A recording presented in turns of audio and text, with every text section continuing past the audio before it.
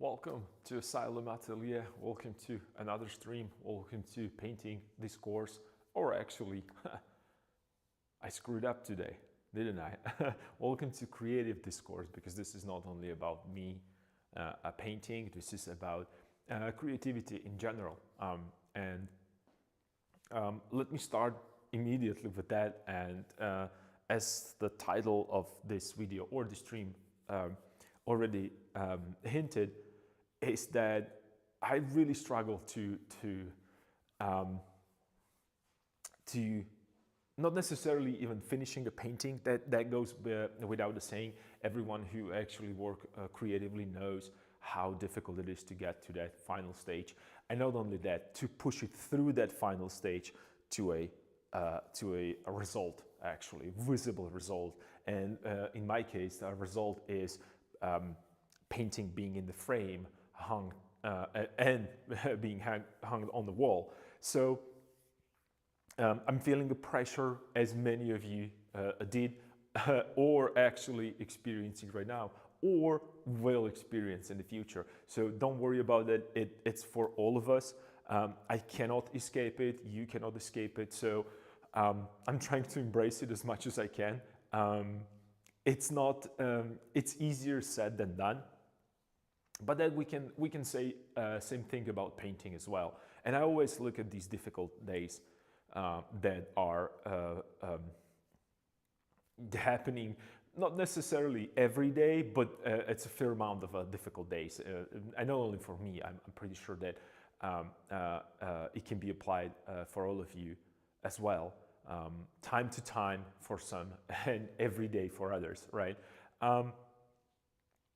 But what I wanted to actually use as a metaphor or compare it to is a painting. It's very easy to say what the painting is about. It's one pigment mixed with another pigment, and then we place it on the canvas and we arrange these blobs of paint or mixtures into the pleasing or I don't know, a meaningful matter. That's the lecture painting for you right there. Like I said, it's easier said than done. And I feel your pain. I am going through the same thing. I can tell that from actually finishing the painting, which is just the first step in order to actually place it, whether it's in the gallery in your and I'm talking about UDM7 specifically right now, in your example, or that in your situation, you have to make sure that not only you have a finished painting, but it has to be framed, it has to be wrapped, prepped for shipping, and then you have to ship it. Whether you're doing it with I don't know, a commercial company, or you're doing it yourself, then you have to go to a gallery, you have to hang it. And if you are hands-on like I am, which is very, very annoying for any gallery owner or any curator, they already know about me. I have to hang the paintings myself. That's not going to be any other way. And usually what I do, I have to repaint myself the whole area that paintings are going to be hanged, and then I have to, hang them myself. I like to come up with the creative solutions how to hang them so they beautifully not only display, but they have some kind of a narrative. And this is a lot of discussions all the time. So I understand the stress, I understand the feeling, I totally understand the process. And also not only from the point of view as a person who is going to exhibit paintings, but also as a person who is responsible for actually a gallery. Not necessarily that I don't want to say that I am either a gallery owner or a curator, not at all, not in that kind of a level, but just the general things like, some artists, they have specific demands that they have to have only this, or they prefer to hang their paintings only on that special secure, whatever the name of the brand is that they desire. Some of them are like this. Most of them are pretty chill about stuff. I'm one of those really bad ones that I desire a certain visual specificity in the way how my paintings are being displayed, even the photograph, and it's just a part of that whole spiel. For me, I like to give a viewer the best possible visual experience. Let's call it that way, and you know, I don't want to say that it always ends up being successful. I have a plenty of experience with galleries and openings and exhibitions in general that they didn't go my way. It's a part of the game. It's a learning process. And not the learning process. It's learning about what do you like and what's the best way to communicate with a group of viewers or public that like your style and like your paintings, right? So that's probably something to also think about. You can't possibly think that you can cater to everyone. That's simply impossible. And the more you try to do that, the more obvious it's going to be to your core audience. That's my own experience. None of these things that I'm talking about right now, these are not the rules that are set in stone. This is my opinion. And you should actually create the same as we do with the painting. I have a gallery of oh, my camera turned on. Nice, so I can work with that a little bit. Because I couldn't even set it up. Because this stream wouldn't be happening without the camera issues, right? Or microphone issues. Whatever other issue there is with the stream, we already been there. So easy fix, right? And we can go right back to it. I was talking about the creating that gallery in yourself or in your in your ideas, the gallery of other people's opinions. Not because necessarily you agree or disagree with them. You just need to have as many as possible. Same way that we go with the painting resources, right? And when I say resources, I'm talking about the digital files that you have, the books that you read, the information that you have a subject, and so on and so forth. So I always appreciate the criticism. You can call it a criticism if you wish. It's a constructive criticism for me all the time. So yeah, definitely.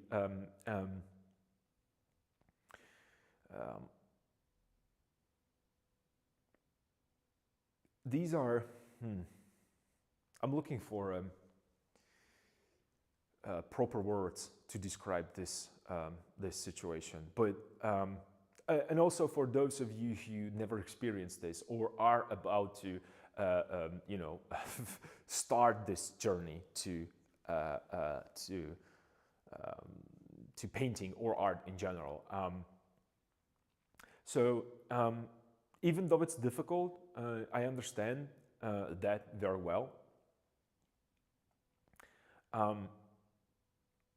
Well, this would be a good, this might be a good segue to what task I have in hand, and it's that I remember that I think it was the first year in LA when I studied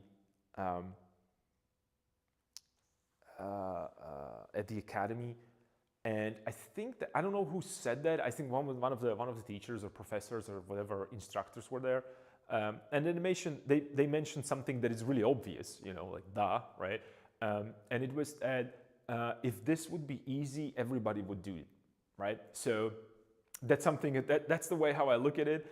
It's not easy. That's why only very few are extremely successful in this particular field. And if you want to be successful, you have to be the best out of the best, basically. That's what it is.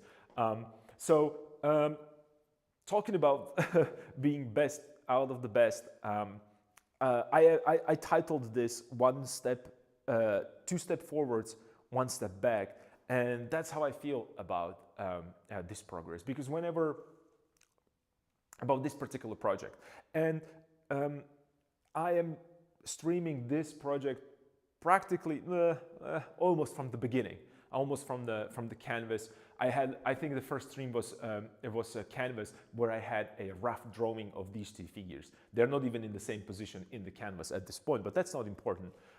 What I'm trying to say is that these this project and these streams that that I did, and videos and the library that we have, it's a project not only about just painting, but everything that it's around the painting, that it's kind of a behind the scenes and you hardly can ever see it. And truly, honestly, nobody wants to look at it except the people that are looking for the education and looking for that idea of learning and pushing and moving their let's say hobby or interest forward. So we talked about the problems with just to set up something like this. Also, I have to transport it to another country, which is really difficult right now because it's the world is divided. That's what it is. It's extremely difficult. I can't really find a way how to transport it. So, and I have to be at the St. Petersburg Academy in April. At the beginning of April, so April 1st, 2nd, maybe 3rd, I'm not sure. I'm still looking for the best way, the best day to travel, the best options. Yeah, and I have to figure it out how to transport it in case that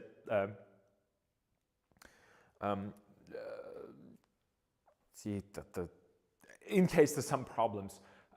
Right now, I'm at this point that I might actually go to the academy without the painting and set it up the new canvas and start from scratch. I can't really imagine this being, I can't even imagine doing this, but it might happen. So I just want to show you that these are all the things that, are happening around you. And you just have to deal with them. I'm trying to stay sane, and if I have to come there because I can't really transport the painting securely and safe, and then transport it back, I'm just going to do another one there, which is going to be awesome and cool. For some, it's going to be good entertainment. I think me stressing about the stuff. And I will be very disappointed if I have to paint it again. Not because I don't like to paint, it's just because I spent enormous amount of time developing this, and I think it's a nice kind of it would be nice kind of an end of a cycle or end of an era for me specifically. And I would like to bring something that I really worked on really, really hard, and not something that needs to be executed within the time frame. I think it's possible. Let's say feasible. It's out there. I have to start counting on this as well. So it might be fun. Let's see what's gonna happen. That's my segue. That's also why the stream is being so irregular, and I can't even tell you how many other things are happening behind the scenes, because they are, first of all, they're not official. Some of them are a little too personal, and it has nothing to do with painting. Nothing wrong, nothing bad. It's just a daily, day-to-day managing things. And also, I have other projects that I'm working on that are kind of interfering right now. So it's difficult. It's difficult. But it's awesome. Do you know why it's awesome? Because I could actually sit and do nothing and waste the time. So let's get into painting. Let me actually check some, because I can't see on the chat. So let me see what we're up to. Lucky Mine's the drivable distance, so you go there myself and see how that works. It's my first time. That's about the transportation. I totally understand that's a great thing that you can actually, it's in a drivable distance. That's awesome. I wish I could hire you and have you be my representation so I can just hide. I'm just gonna, this is one of those comments, actually. You struck a chord with me right now with this comment. Do you know why? Because that's what usually I'm asking other people to do. uh, either members of my family, because I feel awkward and I can't really stand that pressure. Being here in my studio, in my safe place, talking to, literally a blank or wall or lens rather. I know that behind the lens and through the internet, you guys are actually real people, but it's a kind of a different feeling. I feel very safe and secure here. Not necessarily when there's like the 100 people or 200, or I don't know how big the venue is going to be. Depends on if it's a solo exhibition or it's like an event, and so on and so forth. It doesn't really matter. For me, it doesn't matter if it's 5 people or 100 people or 1,000 people. I don't see the difference. I feel uncomfortable. Camera is taking a rest, of course. I don't feel comfortable being. I don't know. I guess it's because people are judging you, or I'm thinking that they're judging me, and it's just like it's just so many opinions at once. It's kind of that's what kind of, I don't want to say it bugs me, but it really making me extremely uncomfortable. And also there is a imposter syndrome, and then I'm socially challenged. So there. So I totally understand how you feel. There are some advantages, though, being able to speak publicly, I'm trying to do my best not to be, not other people let know that it kind of is getting into not into me, like. It's not like I would be. It's not getting into my nerves. There's not. I'm just afraid of a failure, I guess. Like everybody. It's just. I think that it is. It's just sometimes it could be extremely. Aika, are you here? Okay. Oh, hey guys. I'm sorry. I have a rant about the problems with moving this painting to another country.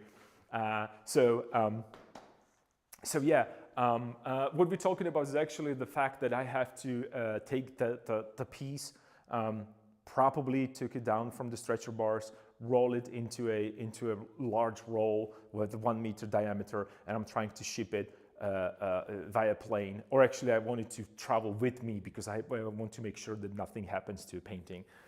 So that's where we're at right now. So welcome, guys. If you want to learn something about what not to do, please stay and enjoy. So it's going to be file. Failure is there for a reason. That's true. That's absolutely true. Failure is valuable.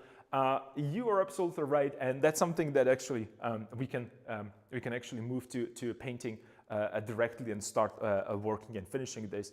It's something that I do every day. 90% or 95% of my work is a failure, especially with the painting. It's the kind of idea of, oh, I'm placing a brush stroke. Do I like it or not? And if I don't, it has to go away, or it has to be repainted.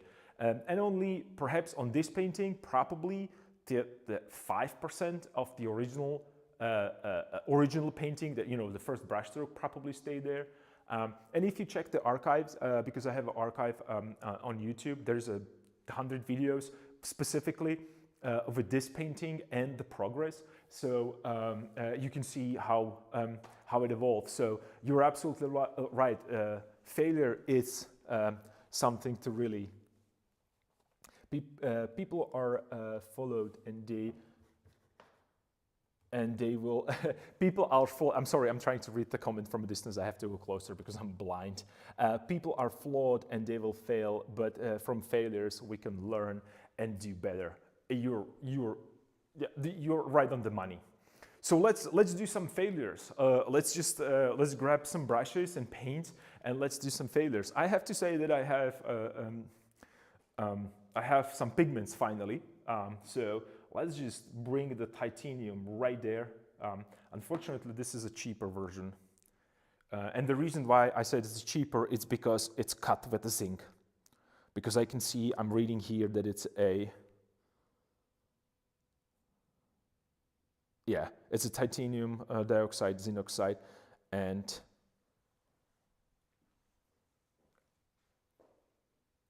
that means that and the reason why I said it's cheap because zinc is cheaper than the titanium. Zinc white is cheaper than titanium white. Sometimes they cut it into it. It's actually when you start getting into a painting on a not even in a professional level, but you can say in a like a your hobby. It's you're getting really good with painting. These things will definitely influence. This is umber. Let's try this umber. These things might really influence your work. And also, zinc is very unstable, and it's brittle, and it's prone to. This is a new raw sienna that I'm trying. New brand, different brand. So that's why I even have like a smaller tubes. I bought like a test tubes. Luckily, we can get a test tubes. So let's get into this. It's going to be fun. It's going to be really fun. It's okay, Mr. Asylum Atelier. You were very amazing. Feels okay, man. All right, thank you. Thank you for that actual encouragement. Unless it was sarcasm. I can't really tell when people are sarcastic in the chat. That's what I'm trying to say. So I have some titanium there cut with zinc, but hopefully it's just a really a small amount. So let's see what's going to happen there. Let me get my gloves. And since it has been a while, it was almost a week from last stream. I haven't had a chance to paint into this, but definitely had some time to really kind of rethink a process and steps. And today, I would like to focus and continue focusing on this part, because right now, this is the one unresolved idea. And it also, when you remember from, what was it, Thursday, Wednesday, I guess, it's a week, we talked about the movement and trying to connect them. So I have nice kind of an abstract shape. And I wanted to change the position for feet, and then I slowly just move things, and I realized that even the position of the head was slightly generic. I don't like generic things because then they start to repeat itself compositionally, and that makes painting really boring. Not only that, it also makes it static and posed. I don't think that's a word, but. What I mean is that they kind of look like staged. That's the word that I'm looking for. So they look staged, and I don't want to be. When it comes to painting and developing a painting, I don't want it to look hyper realistic, because that's not what I aim for. That's not what that's not the way that I like to paint. I'm more like a, naturalist. That would be probably better. So I wanted to have like that natural look, and it's really difficult for me to get that. And not only for me, I think that's one of the most difficult part when it comes to painting on that when you want to move your paintings to another level, is that it looks like a really bad photorealism and really bad naturalism. So you're somewhere, you're not there, and it's just it's kind of boring. So that's something that I really want to fight right now. And it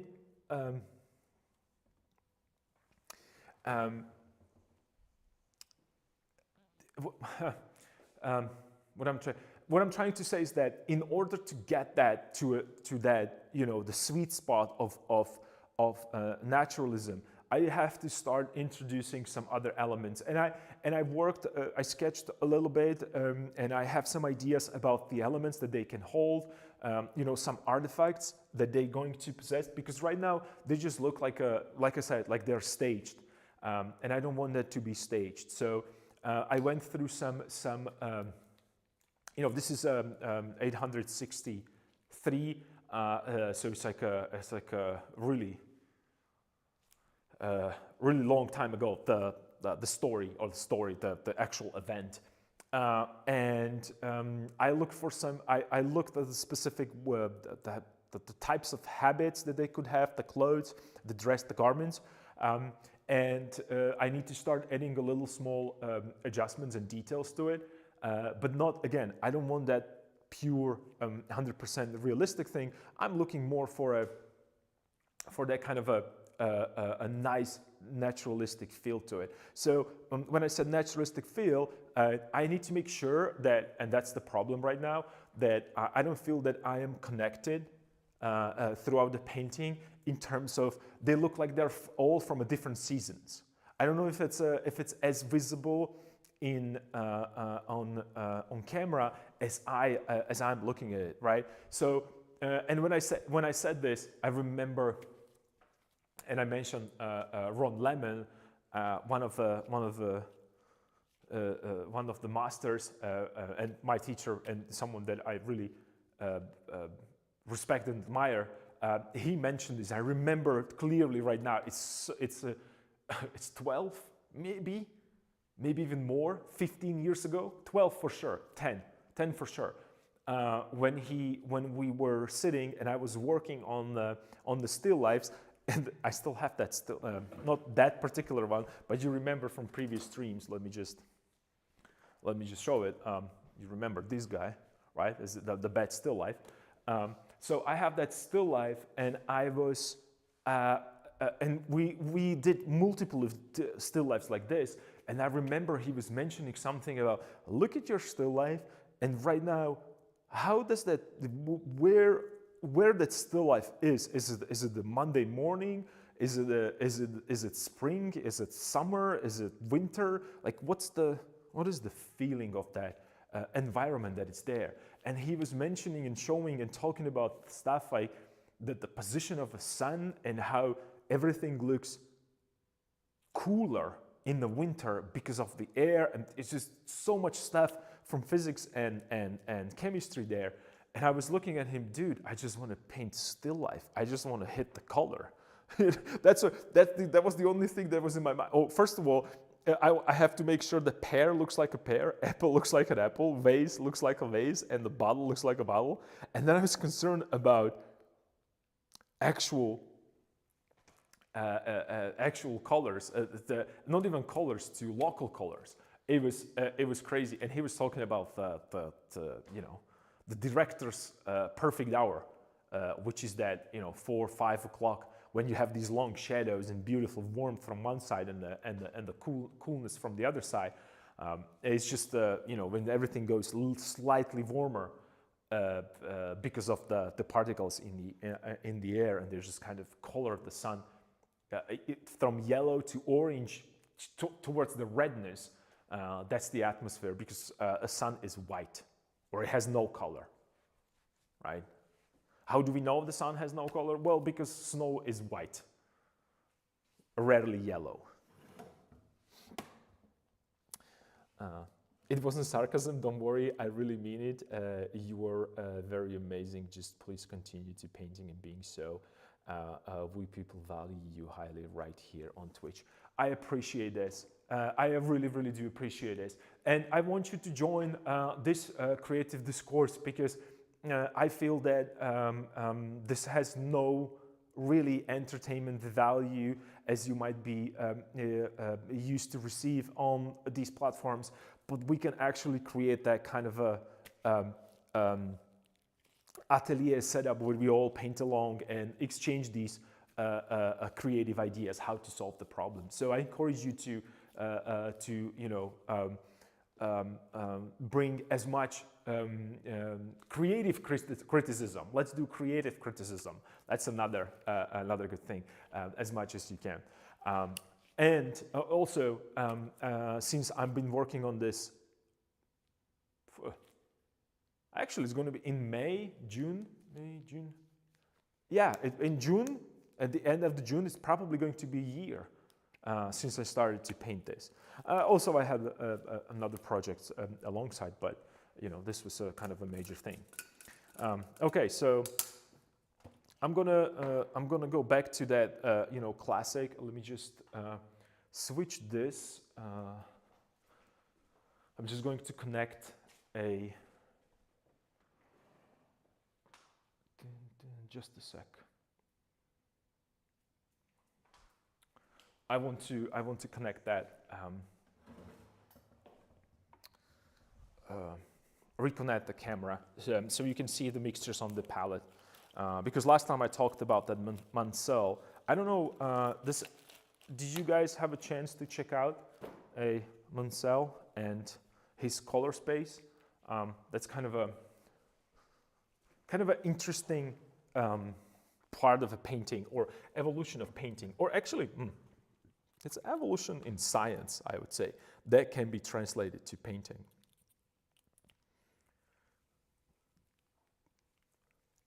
Because I'm a big fan of a Mansell color space myself. I think it's like an advanced version of. Let me just reconnect that.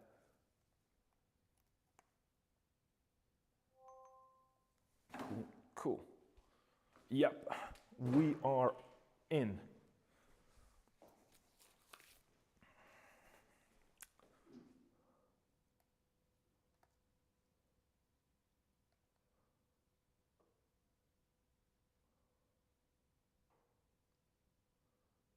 Okay, I guess you guys can see right now pretty well what I'm doing. Let me just double check that on the screen.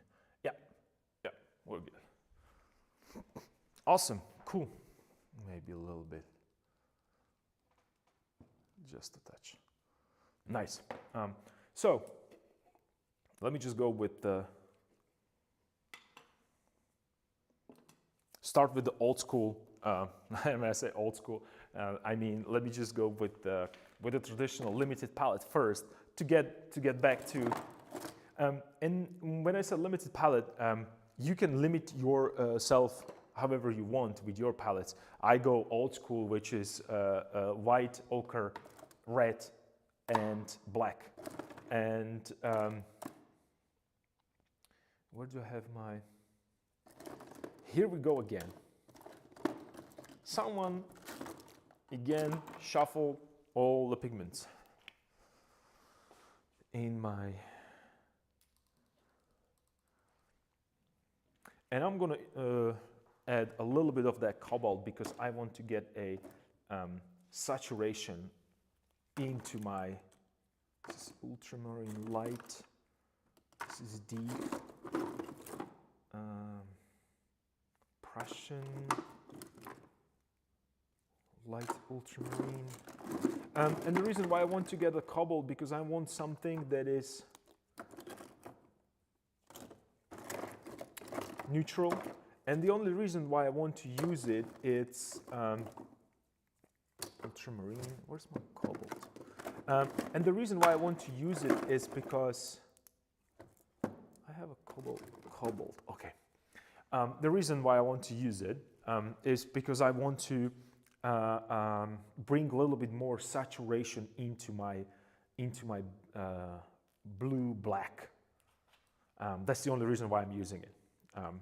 Not to use it as a local color or primary color. I want to keep this very limited palette, if that's a word. And if it isn't, it is now, right? So, first of all, I have to deal with that figure right there. Since I decided to change it, it feels like when you but you can judge it yourself. And when you're looking at the painting, and I encourage you to do this with your own work, always step as far back as you can. You can't really see it, but actually, let me just show it to you. I have a chair, right? I have a chair, and believe me or not, this is what I do from 8 in the morning. But it's just in the farthest point. So I have a tea, and I'm just chilling. This is me painting 101, and I'm looking. And the reason why I'm looking is because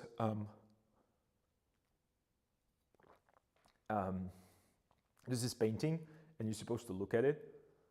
But also in my head, while I'm sitting, I'm going through the checklist. And you might ask, what do you mean checklist?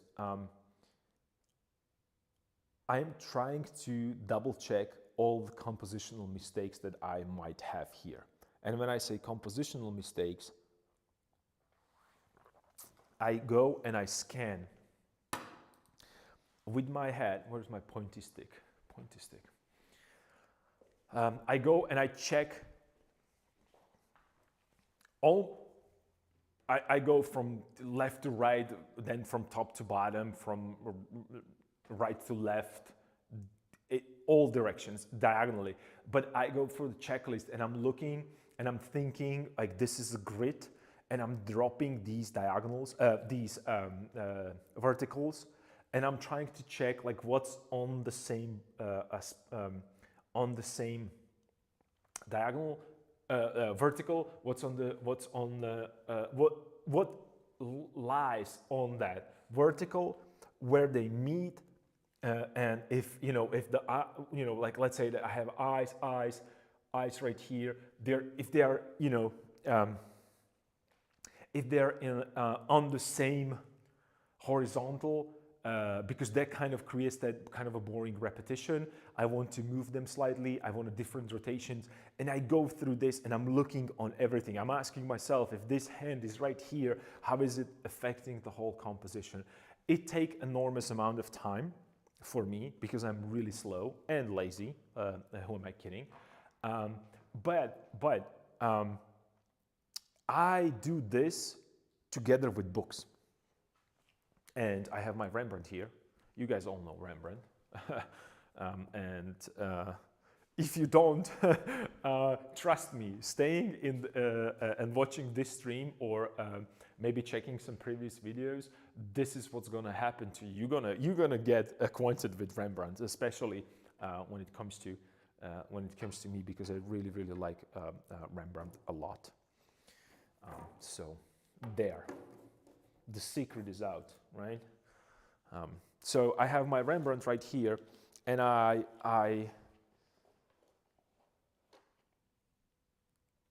that's for me. This is a guy. This is a go-to guy. Like, when you don't know what to do, Rembrandt has an answer.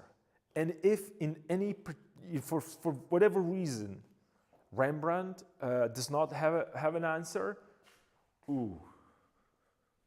Velázquez does for sure. Velázquez does for sure. So just to,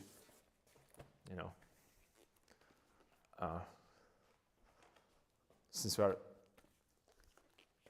interested in painting, Velázquez has the answer.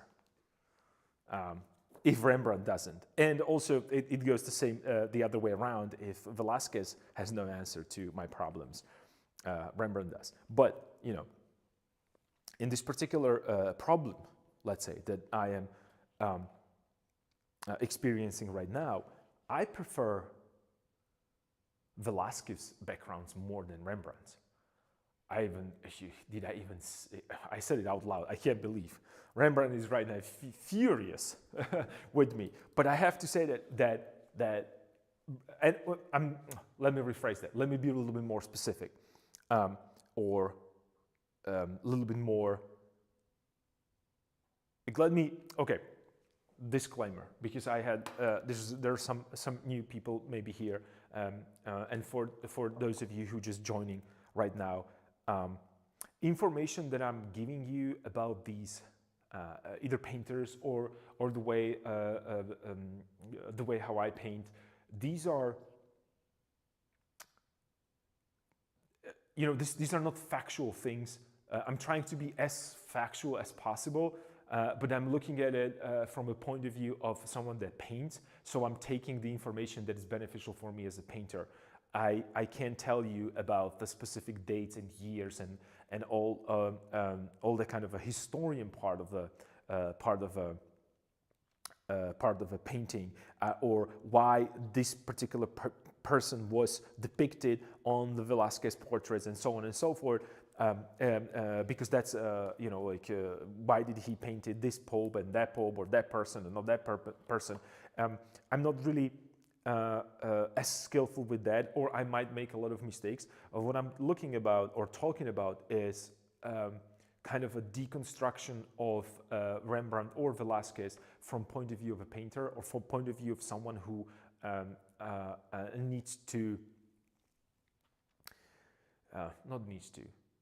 searching for the answers. When I said about the backgrounds, I like outdoor backgrounds of Velázquez way more than Rembrandt's.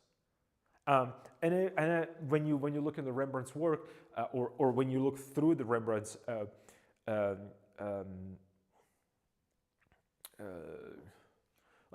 when you start from the beginning, you can see how he slowly merged into that kind of undefined background. And when I say undefined, I mean way more abstract than concrete, because his backgrounds, like in his early life, early career and early life as well, they're little too naive, little too. Sometimes I feel like, am I looking at Watteau or am I looking at Rembrandt when I'm thinking about the backgrounds? Just to give you an example, what I'm talking about is that I have a Rembrandt, I have Velázquez right here, and I had opened this. This is like a.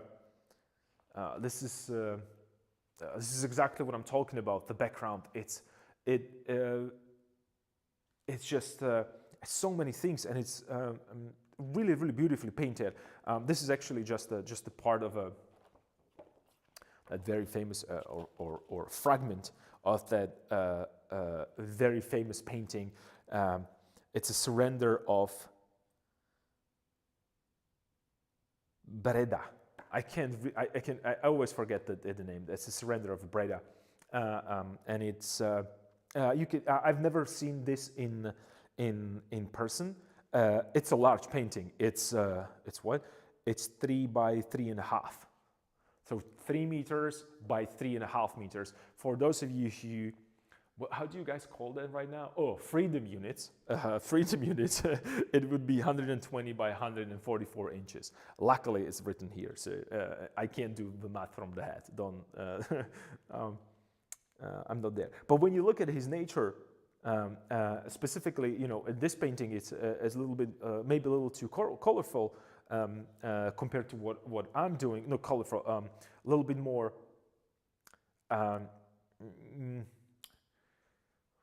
Well, how would I put this? It nicely showed that Velázquez did a foreground, and then the background, it's all with the muted colors, not muted, less saturation, less values. Things are closer together, and they are significantly cooler. And everything that is warmth, it's going forward. That's the preferable method to do this, to organize your values. But you can see that he goes from this painting and to another one, and he just kind of, you can see even here. Let me just bring it maybe this way, right? So you can see how these two are very close to each other in terms of background. So he had kind of a stylistic idea about, oops, booby traps? No. Okay, because I drag this over the palette. it's not like he would be repeating the same thing only because he just, it was just, it wasn't like a machine made, but he had a particular feel or aesthetic when it comes to backgrounds, and I really liked them. And as he went to his, when you look at his work, this is for instance a good example of that, right? So there is a horse or equestrial statue, if you wish, and then we have another one. Two completely different backgrounds, completely different feelings, right? This is something that I really, really like to see when it comes to paintings, because I see a final version and I see the ideas that he had, and he worked on that. And I can almost, or not 100%, I can almost tell that he probably started with a lighter background and then he covered it darker. It almost, because, how would I, check this out.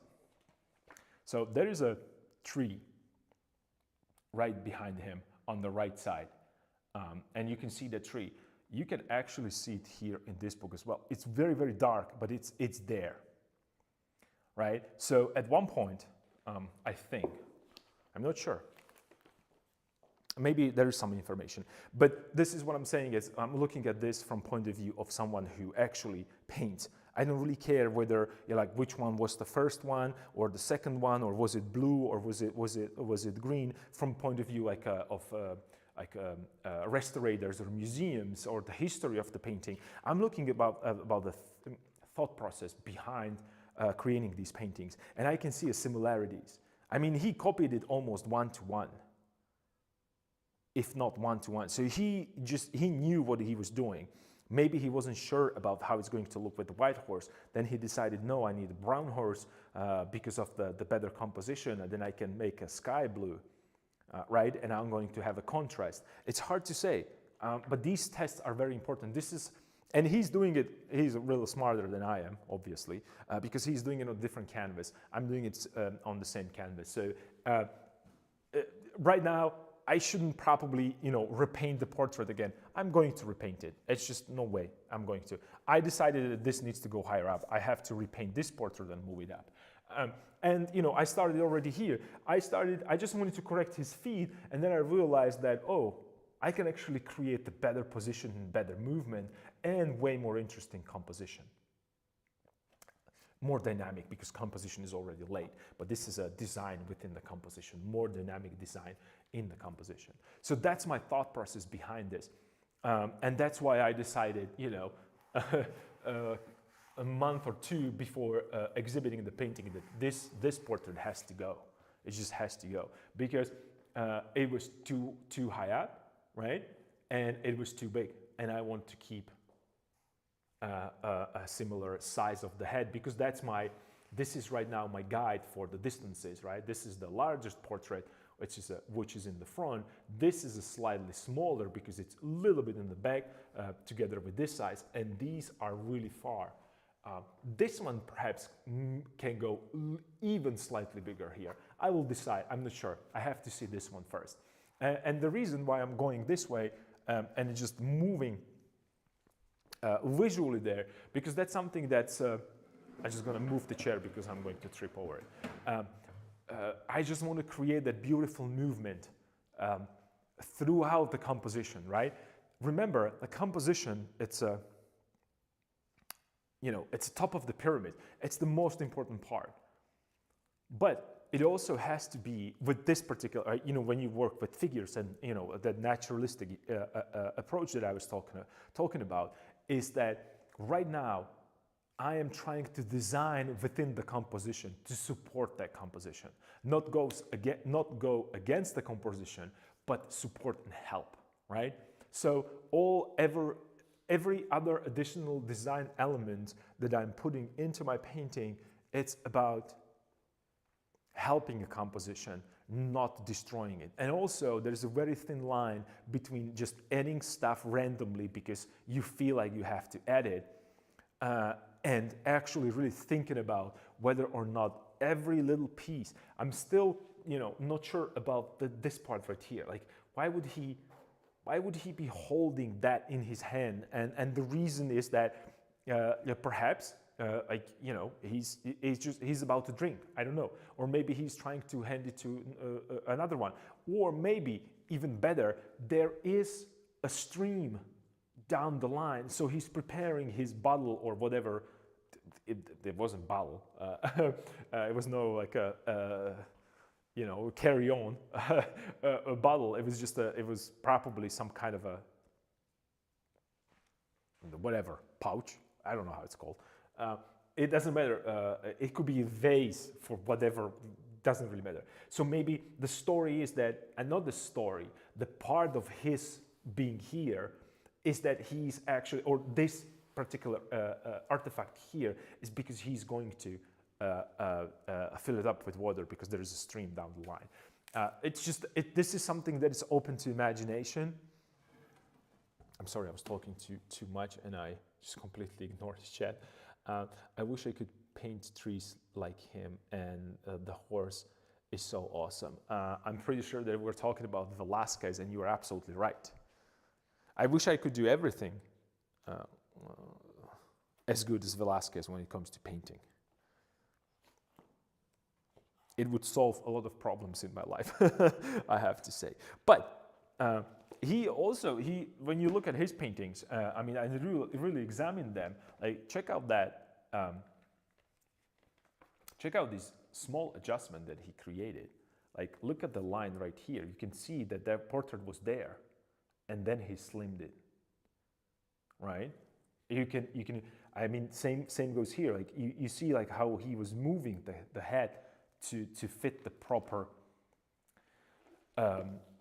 composition, or maybe even accuracy when it comes to portrait. I mean, these are really small adjustments. And there's Velasquez we talk about, right? How Velasquez, he look at it, he nailed it from the first brushstroke. Well, not really. Right? And you can go through specifically Velasquez because of the way how he painted. There is a lot of transparencies. And with as the time progressed, some of the pigments lost their intensity, and we can start seeing things underneath, and how it moved, and how he created the feeling of, it's just a quick brush strokes. Like, check out the vase right there in the corner. Like, it was completely different position. It was completely somewhere else, right? Let me just see if you can show it better. Right? It's really, really important for you and for your workflow, if you want to get up to speed with these guys, to understand these decisions. He knew, he painted the vase there, he looked at it, and he was like, nah, it's not working the way that I want to. It's just either it's taking too much attention, or I had created some tangents there, and probably it was a tangent because the part of the handle was touching the corner. I don't know. Maybe it was the same size as the vase on the other side. I have no idea. Maybe it was too much touching, too much, I don't know, too much the corner up. I have no idea what was the reason behind moving it. It's just, he just did. And the same goes for a boot. I mean, and also sleeve. I can see it in his paintings, and you can go over his paintings and through his paintings and see it. Well, and the reason why I like his backgrounds, because of this. I mean, check out this background. It's so simple, but it's so beautiful, and you can tell that, oh, that's a landscape behind that. No effort whatsoever. Right? So this is something that you can really explore. So like I said, if you don't know about Rembrandt, or if you haven't had a chance to get to know Rembrandt, Oh, you're going to hear for sure, for sure. That's something um, that I do. Another thing that I like to do is to have my painting at the beginning, like I have all these three panels next to each other. And DM7, this is for you. Before, I don't know if maybe you already packed some of your stuff, but I would highly recommend you to put all your landscapes and all your paintings next to each other to see and fine-tune them a little bit more, right? Because this is what's going to happen to you. And I saw this firsthand with my colleagues. I did the same thing, and it's so bad. That was one of the critiques. We did a large, it was pretty massive. It was, we went to, it was what, 2000, it was before, it was pre-pandemic era.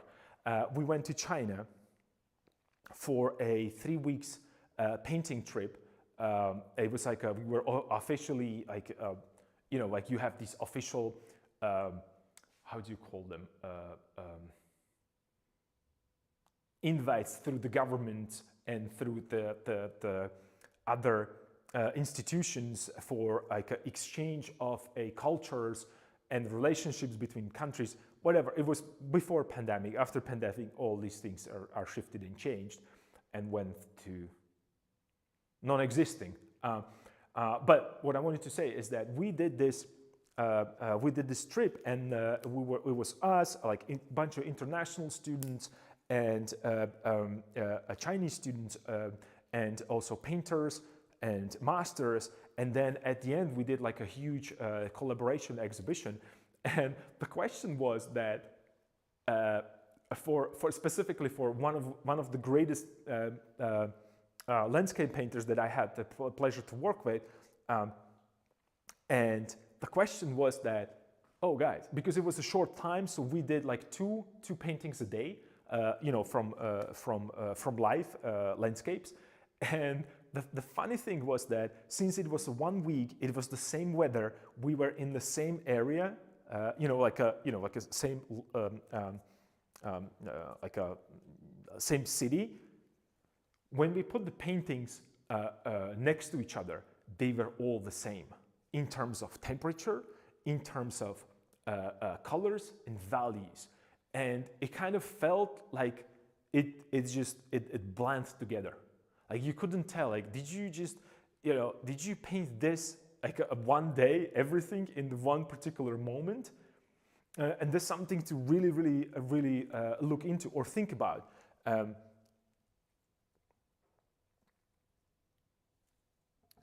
That's cool that he has the similar problem like we might have. That means he's not God or something.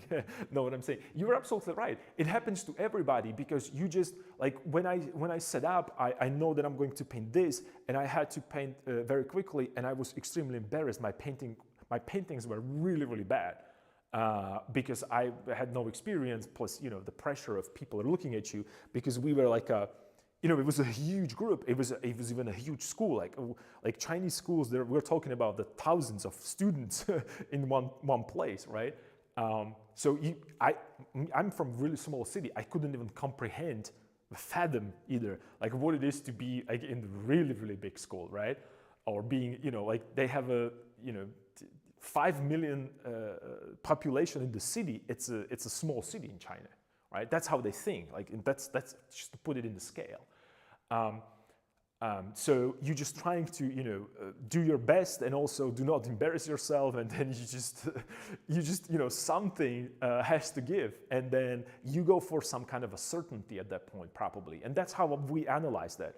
And there's, you know, there's something to look into. I want to be this connected, but if these would be 3 separate paintings and I have an exhibition, I would probably want them to be different.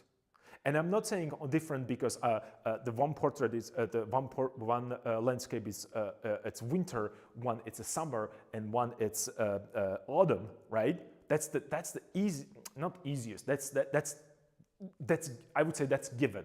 But what I'm saying is that this is a winter when outside, and DM, you remember DM7, we talked about this. Outside is like a -7, or outside is plus 3 or 4 degrees when everything is like a little warmer and brownish grayish rather than like that really cold minus 30 that I experienced when I studied during the winter in St. Petersburg, which was like really cold. It was so cold that you could hear the cold. I don't know if that's even, if it makes sense, but that's crazy cold. If you can hear cold, then you know that it's really, really cold. So that's something that that I'm trying to make sure that also is it's in my paintings as well. Because then what could happen is that you have the similar paintings next to each other with a similar subject, with a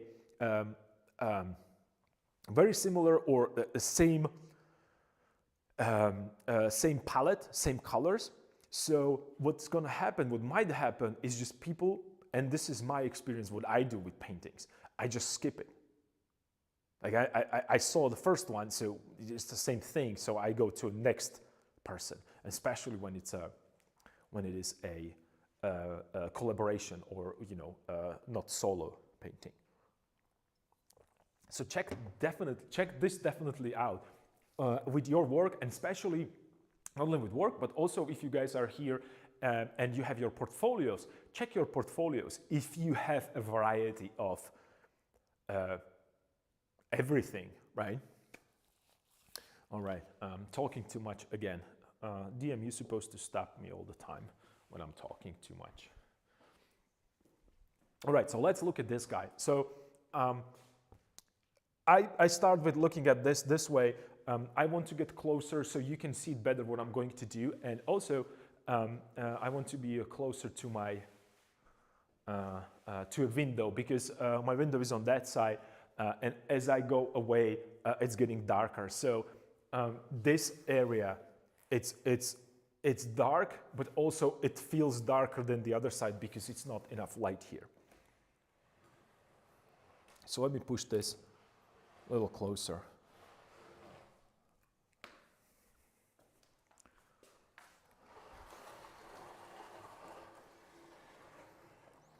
I might cover these two. And I don't know if it's if you can see it, but I'm keeping yeah, you can see it. I'm keeping a little edge here because visually I'm going to compare them, because right now they are on the same they're being affected the same way with the light. They're not on the same plane, but this distance cannot create as much atmospheric perspective to being a big change. As you might think, right? So I have them next to each other, so I can definitely check whether or not I'm in the same value. And believe it or not, I am very close from here to here. I don't know if it's yeah. I mean, you have a problem is that you see the edge, the white edge right here. That's a big jump. So perhaps just to help you a little bit and to get me started, so let's just put value there, just so it's not white, because I don't want it to be white, because that's kind of a break there. Is this the correct? Yeah, cool. So remember I talked about these corners. Just do your corners, guys, always. This is overkill, but I just want to show you what I'm talking about. So I have a visual continuation from here to side to there, right? So right now you can see it better. So they're very close to each other, right?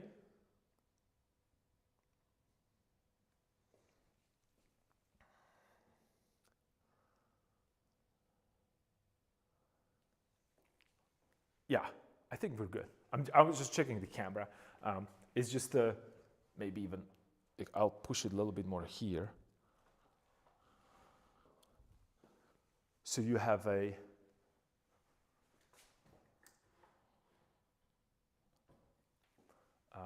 sky against the sky, right? So it's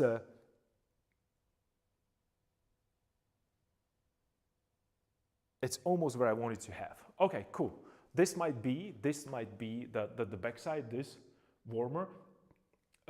It's okay, because I want to have a different corner here, than the other side, then the bottom and back, just to keep it just to keep it flowing, and not only flowing, so it's not the repetition of the same thing. Also, I am probably going to put it upside down. And upside down, let's just give you a great example of checking on your composition. This is actually very old Chinese trick, believe it or not. I think that's where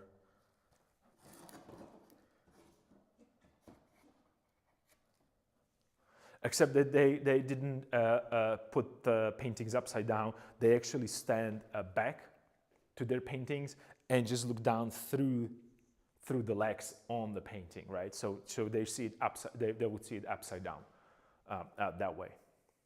And I also use a mirror. So I'm looking at this right now, and I kind of like the composition. You can see the strong compositional movement, right? It's not even close to being a finish, but I really like the motion that we created at the beginning. These are getting a little too repetitive, right? But we're going to solve that with just correcting the feet and just giving a little bit more detail, a little bit more of that desirable design that I need.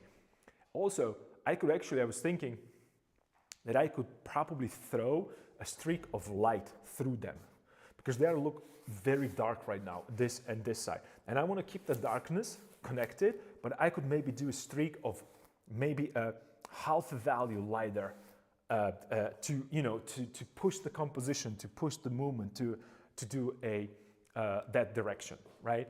And also that's going to kind of destroy that feeling of because, and I know this is still, I'm not done with this, but I'm looking at composition, right? And I'm putting things together, even though this is extremely, what would be the word? This is extremely abstract. I'm sorry, I blanked. But what I'm thinking about is just the one shape, and this is the shape that I'm seeing right here. And it's, you see, like a distance from here to here, distance from the light value, well, dark value, light value, then I have a line, then I have again light value, and then I have a dark value. These, look how crazy I am. These are from here to here is the same distance, then from here to here, and also from here to here, and from here to here. I mean, just my brain naturally divides these things symmetrically, because that's what my brain really likes, and not mine. That's how brains functions.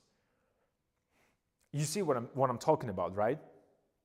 And if not, let me just because this is an important point. The distance of this shape, the dark shape, from the corner of a canvas to this point, the dark shape, this one, this distance, right? This distance, it's very close, not exact, but very close to this. Visually, it's almost identical. And then, you know, I see this as well as a problem. These two lights, this light area divided into half. It's just, it's not, and like I said, it's not to the millimeter, it's visually repeating itself to a very close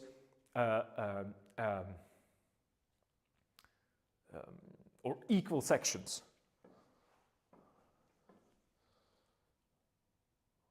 Good observation. Yeah, well, well, here's the thing. I like that you mentioned that it's a good observation. It's just you should look at it from another point of view. It's like, dude, you're just repeating the same mistake. And I know that I'm doing that mistake. I am actively in my painting searching for it. So it's not me good observation, it's me being a bad painter. That's what the problem is. So your comments should be, I'm curious, have you solved that? Here's how I'm going to solve it. I'm just going to, I'm just never going to mention it to anybody, and no one's ever going to see it. That's how I'm going to solve it. No, I'm just kidding. I don't know. How am I going? That's a good question.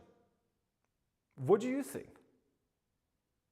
Because you guys, everyone who is here in the stream, it's watching, how would you solve it? How do you solve your problems with your paintings in the composition, right? Well, that's the beauty of not being afraid of moving things around, right? So imagine that right now, I already have a rendered portrait, I already have a rendered hand. Well, this is not the hand, but you kind of know that it's hand. I mean, kind of, who cares? I mean, this is not the hand, but I know that there's going to be hand there. This is not the portrait. I mean, not even close. This is not a portrait. This is definitely not a portrait, but it's going to be. But I have no problem to move these things around freely right now because it's in that beautiful abstract stage. So what are my options? Oh, well, I can decide that from here to here, right, the distance of my arm, it's too short. Maybe I can drop it a little lower, right? Create this distance larger than this distance right here.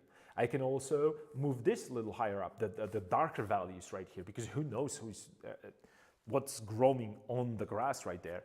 There's plenty of options. If you really want to know how to paint grass, Andrew Wyeth, it's the guy to look for.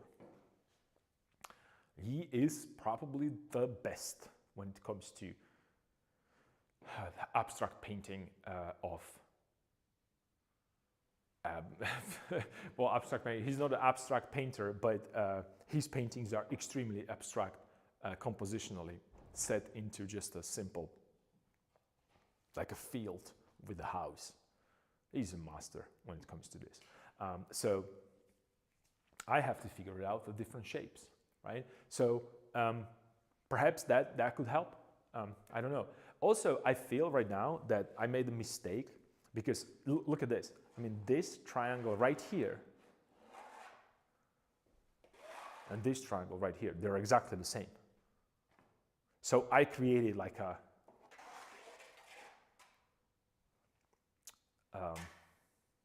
what is it? Like a curvature, right? And I don't think I like that curvature there.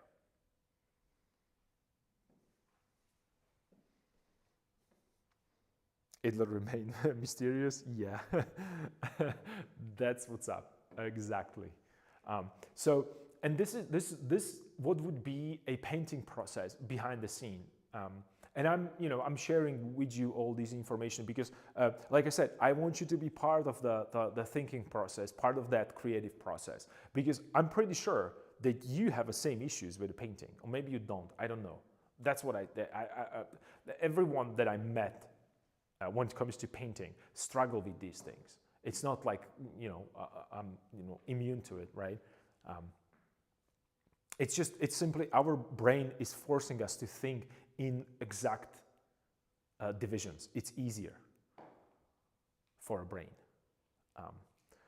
So probably because I want to keep, because what I don't want you to go from like, because it creates the feeling of that you're moving in circles, and I want a clear direction, clear diagonal. So probably the darker shape has to go here. It has to go here. Or I could actually cut into this dark shape and make this lighter shape perhaps. But then I'm thinking I'm going to make a half and half. I'm going to have a light side and I'm going to have a dark side. I don't like that idea, right? So everything, it's like we can move everything. There's no, and maybe the only thing that I have to do is just to adjust or be a little bit more specific, because right now, who knows, when I'm talking about this shape right here, I'm starting, well, I know that I'm starting here because this is the end of the canvas. But then, this is the first light that I'm going to take into consideration, or am I going to lower? Is it going to be here when I'm looking at? Is it here when I'm looking at? If it's here when I'm looking at, then this distance is completely different than this distance right here. Not a much, but I can push this little lower, and then this is obviously going to be bigger than this. So starting to get a little bit more specific, not necessarily that I'm going to paint eyelashes, but specific with the shapes, the major shapes that I need, right? So that would be an issue. That would be maybe one way. Not one way. That would be a good starting point. So let's look at this. But before I start moving this, right? Because think about it. This is a supporting character of a painting, right? The background is a supporting character. Very important one because it's going to let the main character shine, right? So main characters we cannot see, but for this particular painting, these are the main characters, right? So before I start adjusting a support characters, I know that I like how I move this main character. I'm going to finish it. I'm going to make sure that I have an exact position of these things where I wanted to have them, and then I'm going to relate it to this. Does that make sense, what I'm saying, or it is not? And if it isn't, then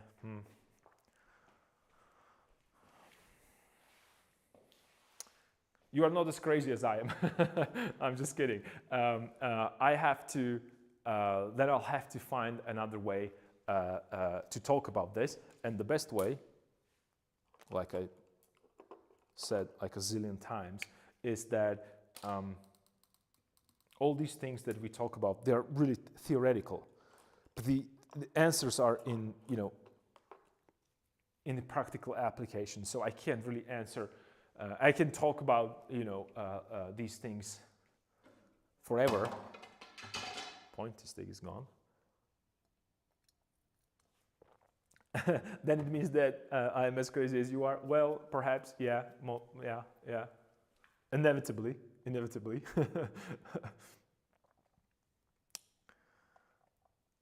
You're getting there.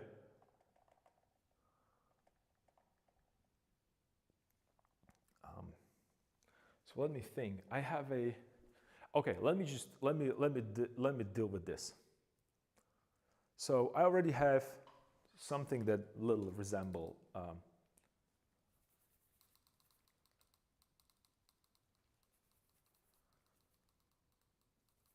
saturation, pumping up the saturation and bringing back the core pigment. I think this is too dark, but let me just try it. What I'm going to do is to move it higher up a little bit.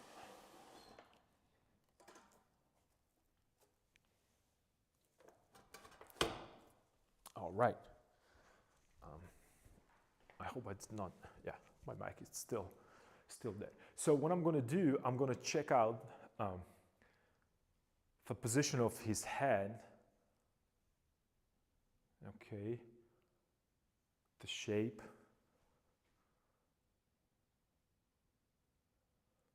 Maybe I could cut it a little bit more in.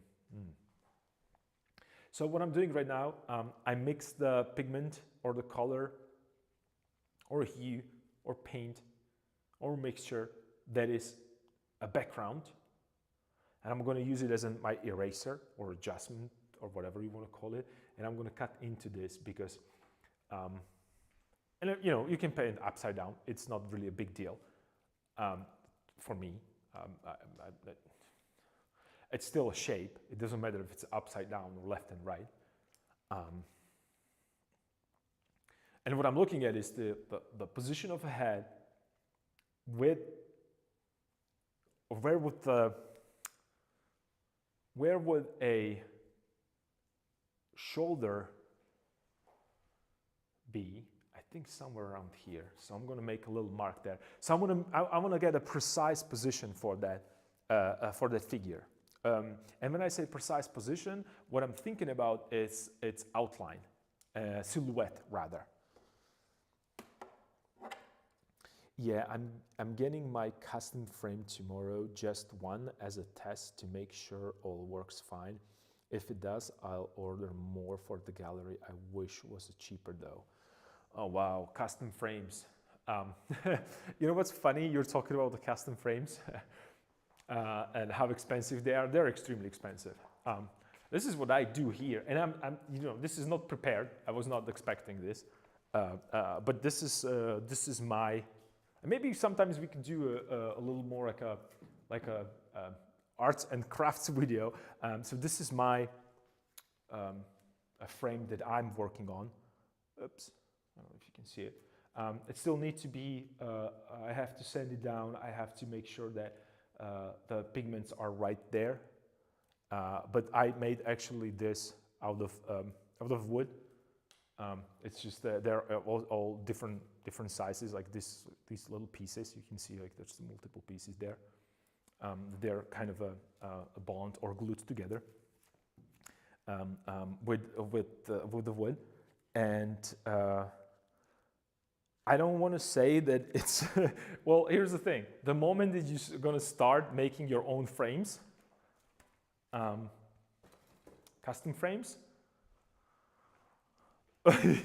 you're going to realize that you want to go back and just buy them because it's just too much work with it. It's just way too much work. But I have a full control over my stuff. I would never. Well, I think it's very important.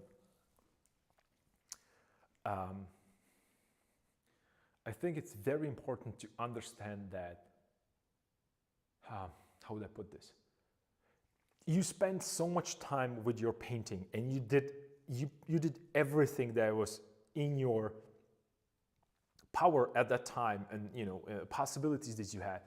You did everything that was possible, and then you order a wrong, cheap frame that is just look cheap. It's just going to ruin the experience. Maybe not for viewers. I guarantee you it's going to ruin the experience for you. So I have this. I could maybe push it. And I'm looking and scanning again for the diagonals and verticals right now.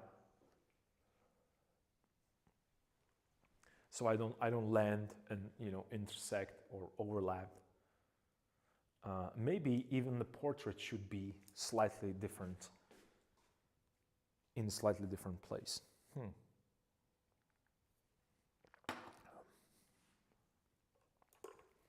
So let me maybe move the portrait a little bit.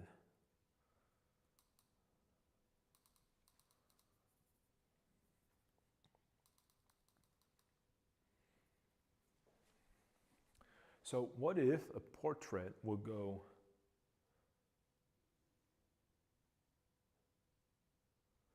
so we're going this way. I have my hand right here. Okay. And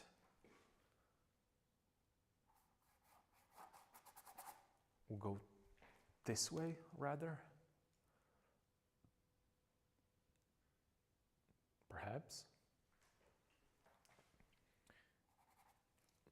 So maybe I could just actually go ahead and test a new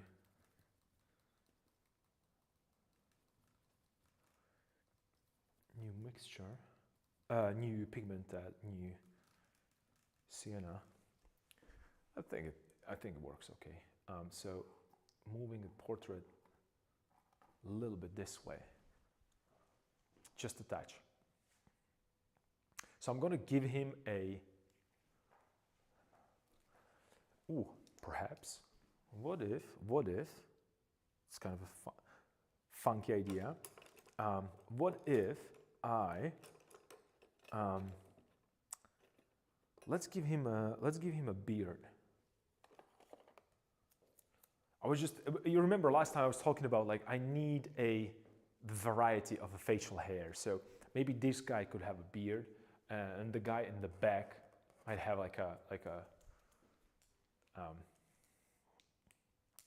and I remember that I also wanted to give him a head.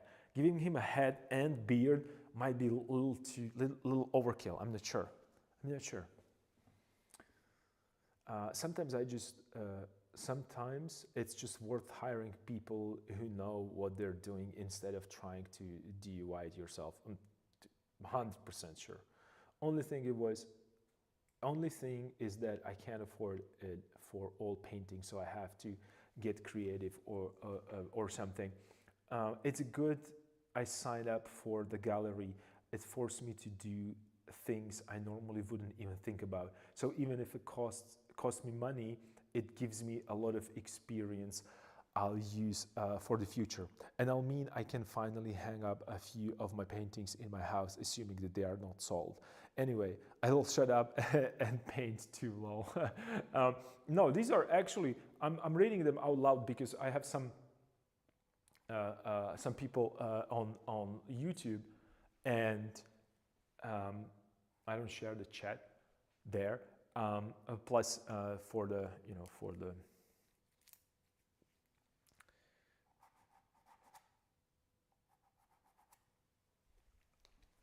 for those of you who just listening and not reading, these are valuable. Like you mentioned, these are very valuable.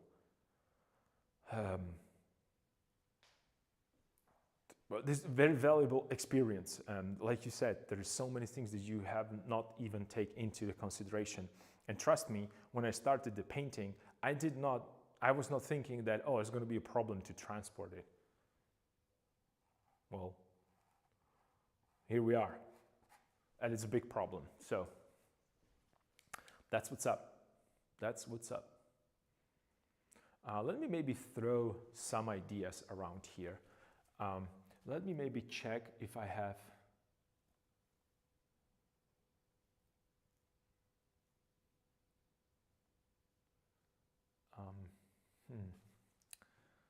I'm trying to.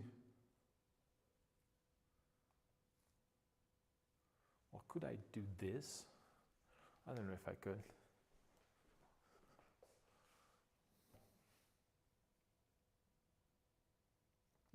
Yeah, people think being an artist is an easy job. Yeah, I know. Not only people think that, people even treat you that way. That's what bothers me a little bit more, probably. Like I'm sitting at home a whole day, drinking expensive alcohol, enjoying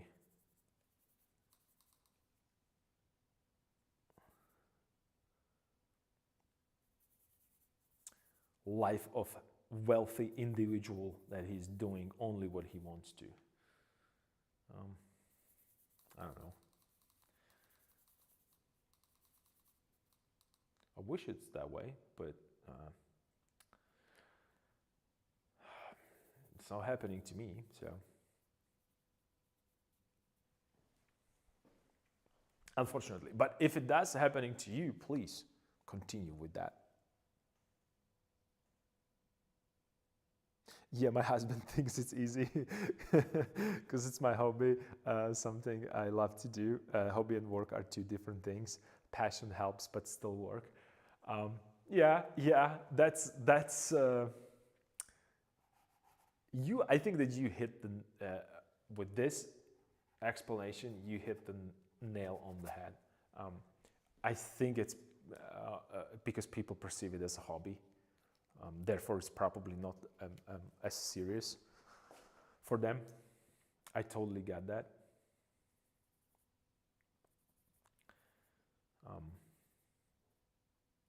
Not for me though, and not on that highest level. I mean, it's impossible.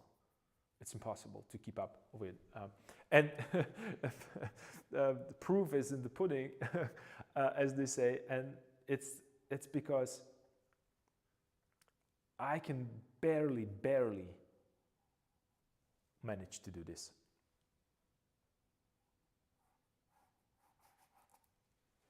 I mean, really barely.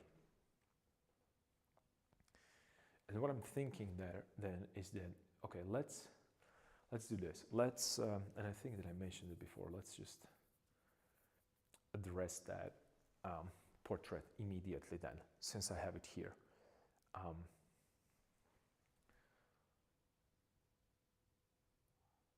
Let's push this lower.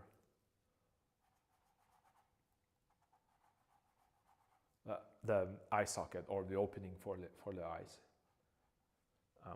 And I'm just having fun. This is not precise painting right now. Yeah, tell me all about it. It's so cool.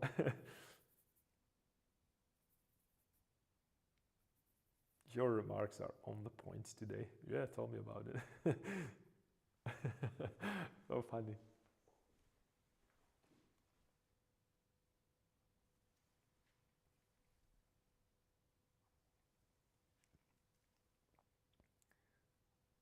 So I'm going to slowly adjust this. And when I say adjust, I'm just really looking for, because I remember last time when I was working on it, I want to keep the same size.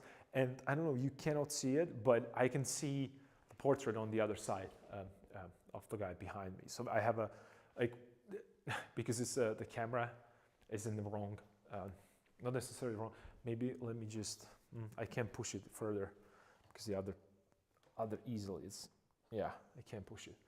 So I can show you, well, basically imagine that the same thing that I see from one side, right here, right, that you can see, I see the same thing from the other side. And I have the guy and the connection here, so I can actually visually, forgot that it's wet there. So I can work with that. The size of a portrait, right? So I'm checking the size of the portrait in behind with the size of here, right? So I have this. This would be probably the light side. And then let me just push the nose. And you might think, like, on your palette, like you have a straight white there. Yes, because I already put this. And what's happening on the canvas, actually, if I have a brush loaded with this and I want to paint into my thick pigment, right, I'm just adjusting it and I have a nice transition and the difference in the value. So this is what it means to paint wet into wet. You have to overstate, or you have to understand your pigments and what are they doing. I mean, it's just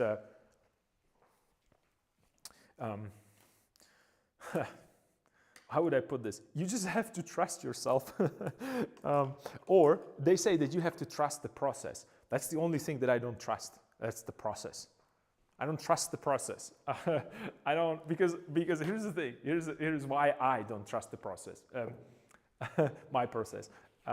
Because it's changing all the time. So I don't know what's going to happen next. What I'm trusting, though, is that the fact that in my head, what I'm trusting is that if I mix red with this, I'm going to get this. So I'm basing my adjustments on the fact that if I take and I did it right here, so it's the same thing I'm doing in the painting. So it's kind of work, semi-work.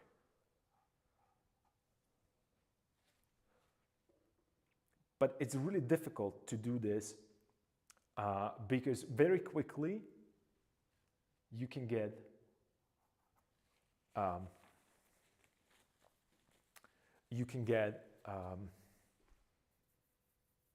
what would be the word? Not necessarily muddy. You can get desaturated, and it's just it's going to be difficult. And like very quickly, I can actually put some kind of a portrait there. It's not perfect, but I can start seeing that, oh, there's an eye there, right? Or eye socket, rather. I'm trying to pick up my pointy stick so you know what I'm talking about. So you can't really tell that it's a human, but you can tell that there is some kind of a opening right here, and there is a light value and there is a dark value around it in the size and shape approximately to an egg, which we might later use as a placeholder for the portrait, for the face, right? And I can tell that maybe when I'm looking on left side and right side, maybe I'm going to, or maybe not. I like that a greenish and reddish kind of a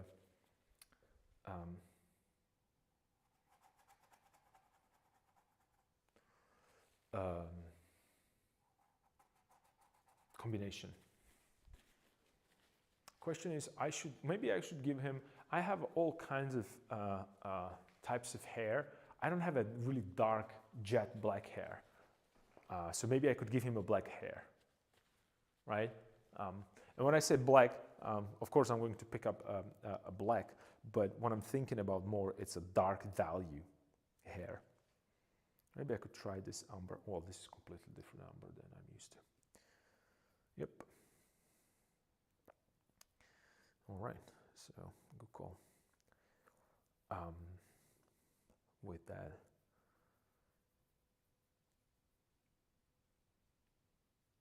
blue to pick up the saturation. And you can see I have this and this is the same value. I just have a different temperature there and a different saturation. So I can just quickly maybe, okay,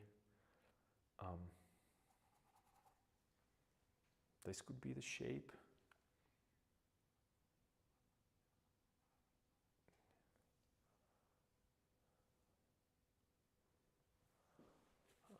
Where do I want him to, which way do I want him to? Maybe he should be leaning towards me a little bit.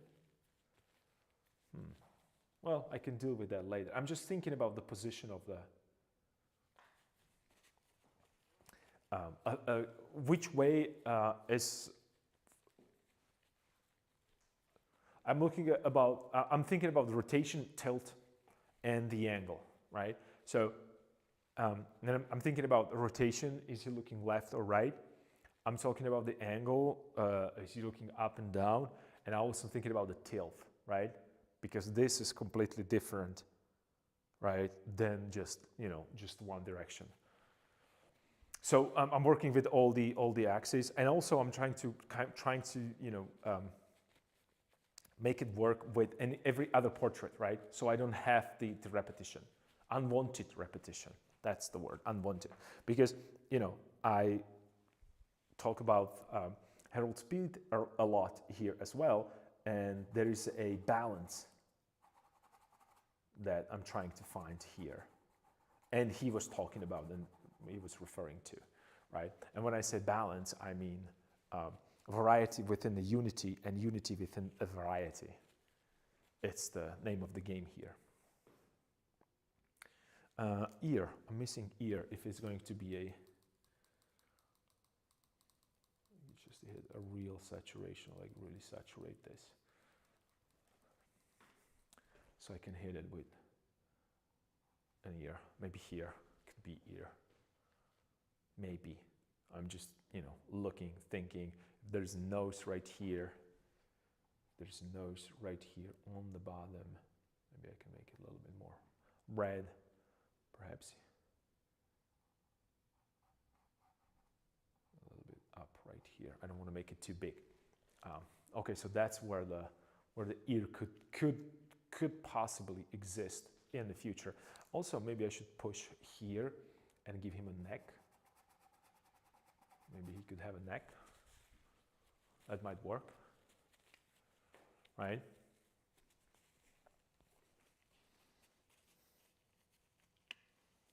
I guess you could just go with the flow with your process. No trust needed, but you still can grow and lean and learn from the experience. That's right on the money. That's right on the money. That's why, well, because think about it, and I'm pretty sure that you saw this. And I talked about the fact that when you are just going like, it's almost like robotic. So you have a process and you're repeating it all the time. So you're mixing the same pigments, you are doing the same mixtures. It's just, it can get boring for me very quickly. And trust me, if it's, well, here's the thing. If it's boring for you and you are making it, imagine the viewer. I mean, there's no brainer. There's just, you know, well, why? What's this? What's this? It's not even a conversation. Maybe a little less, maybe a little bit more forehead. I think I need more forehead. Do I? Maybe. It's just going to be a soft transition. Right there. Yeah. Right there. And then as it goes away, I can actually just throw this right here, and then the mixture, because this could go in the not shadow, but I'm just going to treat it as a shadow even though it's a half tone, because I'm very close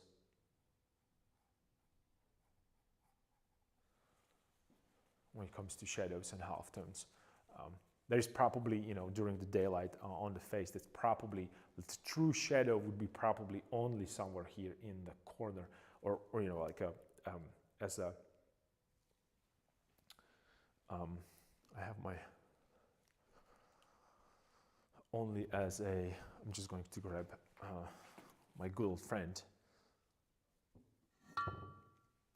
skull. So it would be probably the, during the daylight and all the reflections, well, the shadow would be probably here and maybe nostrils, and then, you know, underneath the ear probably. That would be, did I show it properly? Here, underneath the eyebrows, maybe like a sliver right here, this part, it's probably in the shadow, nostrils. And then, you know, things like behind the ear.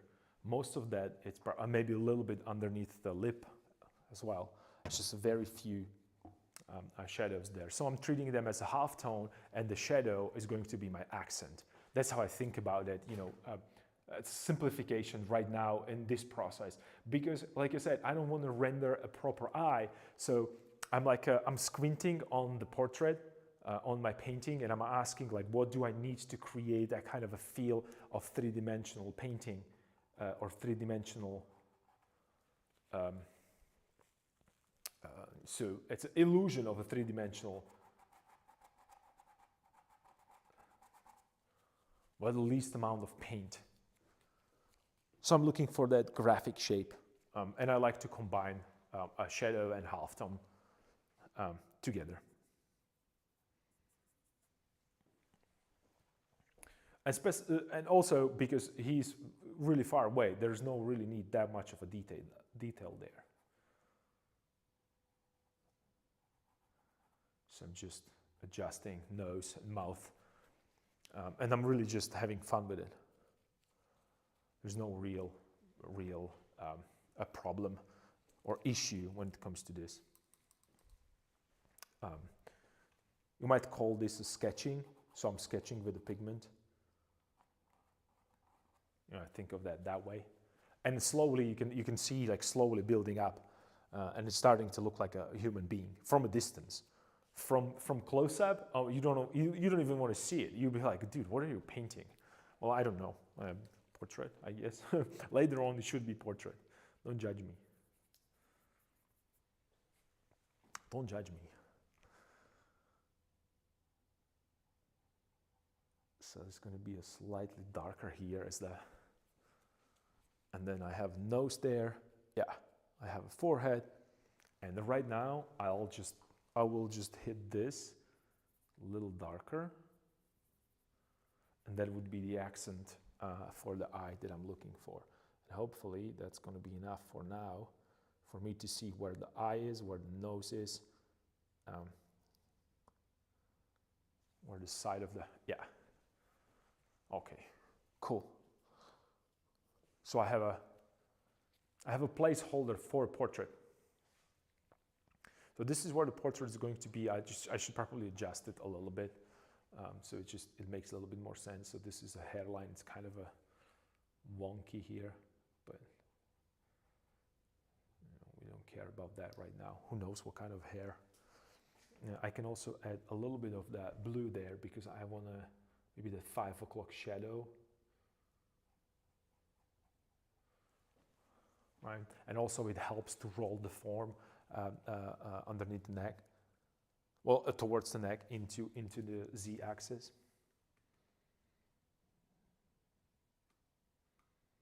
What I found the most important when it comes to being successful with art so far is to enjoy the process no matter what.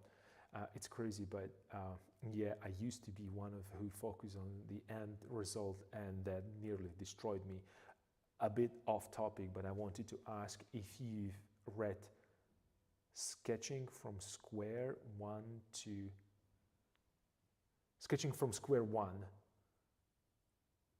Trafalgar Square.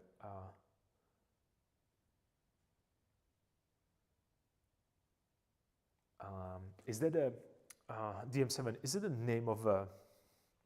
Is it the title of a book? And then Sketching from Square One to Trafalgar Square, should it be? Are we talking about that famous place, Trafalgar Square? Or am I mistaking? Okay, Trafalgar. Yeah. Okay. No. I'm just you're all good. I wasn't sure if it's if I am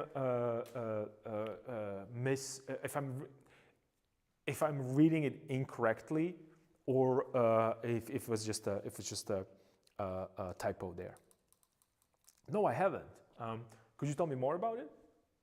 What is it? Is it a?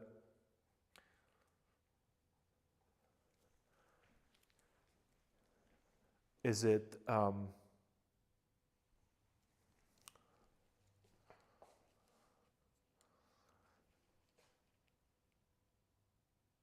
It focuses on how to draw more accurately. Okay, all right. Is it? But what my question is it more about drawing what you see and trying to capture the scene that you're looking at, or it's working from imagination? So you're constructing a scene from a memory, or moving it and adjusting according to what you need rather than what you see. Because that's like a never-ending fight that we're having these days, like with people that work from the memory and people that prefer to work strictly from life. I have a kind of a face. I'm kind of okay with that face. It's a little clunky. Maybe he needs milk. No, he doesn't need milk. He needs more of the forehead. Not forehead. I'm sorry. He doesn't need more of a forehead. It is more of a cranium volume there. Yeah, that's what he needs. Yeah, maybe I could give him. Hear me out, guys. This is gonna be crazy, but can I give him a mullet today? I just wanna. Recently, I had extreme urge to paint mullet. I don't know why. I just felt like mullet would be something that, and I can see like here, it's just the beginning of a mullet here. So let's just give him a mullet for entertainment purposes. So he has a mullet. That's cool. That's cool. I don't know if monks can have mullet, but he does. And for those of you, younger generation, that doesn't know what mullet is, it's a specific hairstyle. I would say still popular in some places. Or maybe it's popular in specific demographic. I don't know. I'm loving it. I'm enjoying the shape. I love it. I'm gonna do. He looks cool with the mullet. I'm digging it. I don't know about you, but I mean, from where I stand, I'm sorry, I'm laughing. You know what? This is why these, being with people in atelier, it's so fun, because if I paint like this, someone would definitely come to me and point it out that suddenly my painting has 80s vibe. Yeah. And I don't want to say that, or these are Australians, right?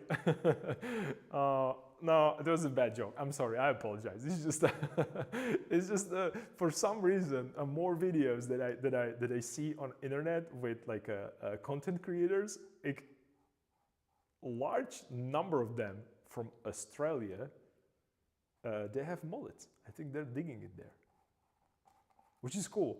I mean, there's no problem there.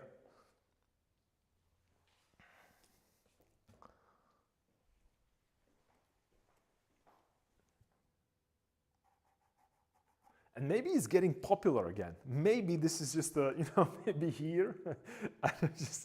I'm sorry. But it has to be, it has to be a little fun.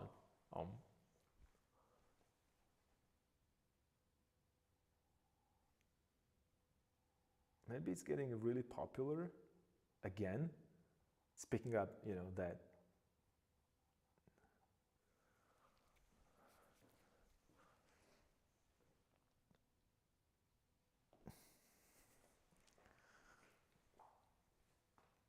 So maybe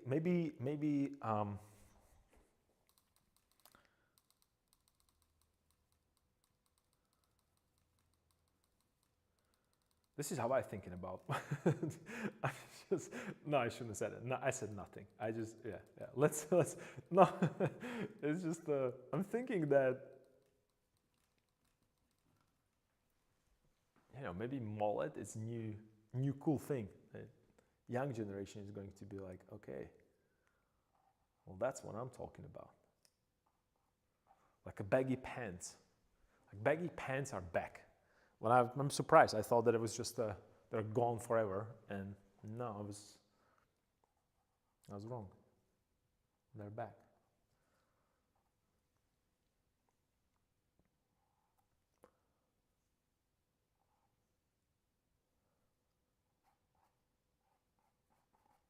Okay, what I'm trying to do right now is I'm trying to bring the light a little bit up towards him. He might be a little too reddish, I think, compared to the other figure, but it's fine because, and here's what's,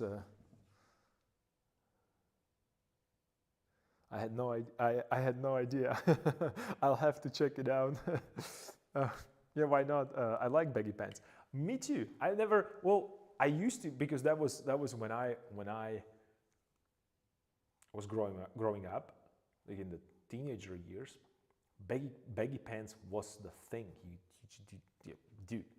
And then when I got older, everybody switched, like baggy pants is the worst thing that you can be. We have to have a skinny pant or skinny jeans. It was just everybody had just the skinny jeans. So as I grow older, I realized that I'm just going to have a regular pants, and there, you can swing it both ways. You can say like, oh, these are my baggy pants because I used to wear tight jeans, or you can say, oh, these are my tight pants because I used to wear baggy pants. So anyway, we went from mullet to baggy pants, which are definitely cozy and cool. There's one thing that I've never had. Or not never, when I was a kid I had it, but since my adult years, I don't own sweatpants. I don't have a sweatpants. That's something that I don't have. I don't own any sweatpants. And everybody's telling me, dude, you have to get one, they're so comfy.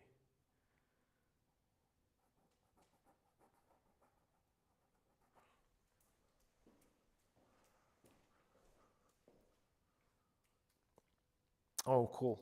Yeah, he has a mullet. He's chilling. He's just holding icon. It's of all of gold. He's one of the younger dudes, so he's breaking up the style of just the regular monks. He's just being, I don't know if you guys. I'm just in my head. I have a movie in my head. Bad thing about baggy pants, it's not great in the rain.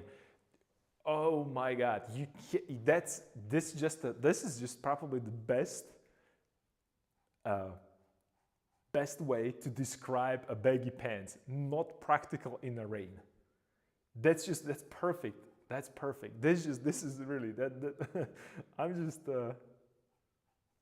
yeah, for sure, for sure.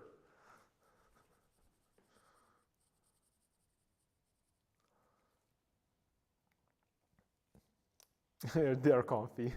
You fall asleep and don't want to do any work. Rebellious monk, I like that. Yeah, yeah. He's the new wave. He's the new wave. He's the first of that. What was it? What was it? How do we call it? I just can't get that. When the church split into Roman and Greek. What's the called? It's called a. It was. What's the word that I'm looking for? The technical term for that.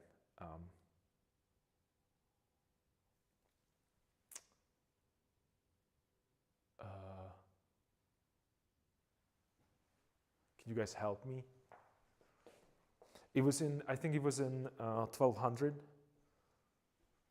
Was the official split of a church. Also, because of a split of the empire. Never mind. It's just a. See, this is just these are disclaimers that I really have to put out, so I don't really mislead you with specific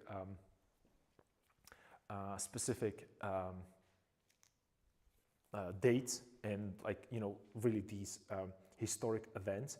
But what I can say for sure is that actually the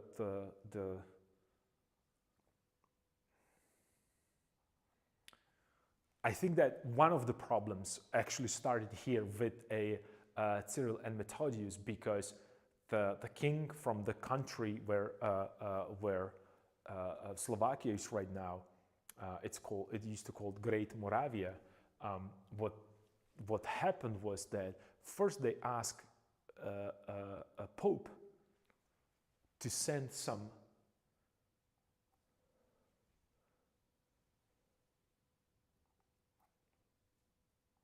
scholars so they can teach the language, so people in the kingdom will get not a little smarter, so they can start studying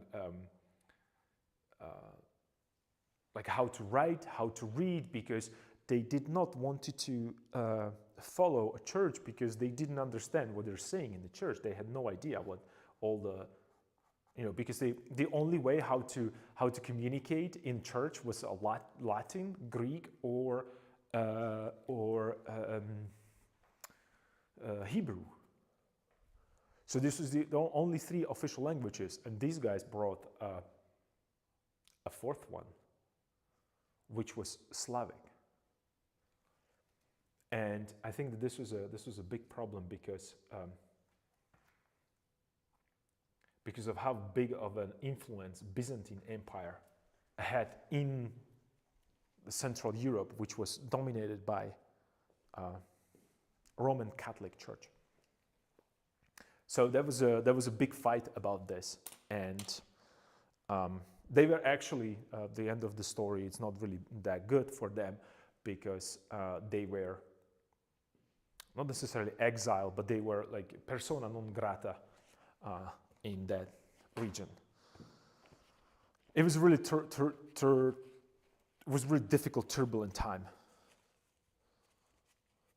I'm the worst when it comes to the history. Well, you know what? I would be too, but this is a part of the history that we study in the school. It's a part of our identity. That's first, and then you remember I did that portrait not long time ago about the Slovakian traditional folk musician, and we talked about how much of these ornaments and books and information that I gathered in order to get the best representation of that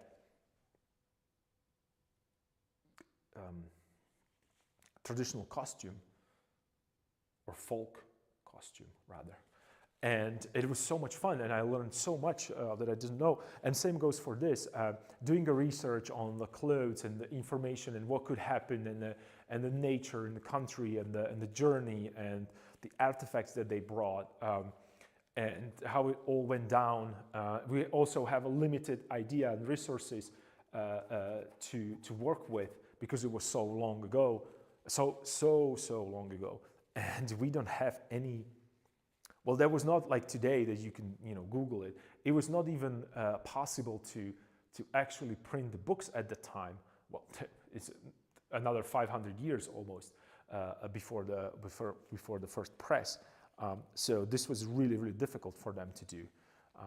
And I know that they had some idea about the language, and when they brought the language, they realized that the locals speak a completely different dialect, and they have a different ideas about the language. And they had to redo the work. And they went and they appealed, and they stood in front of a pope, and Pope accepted them. And that's the story of the first.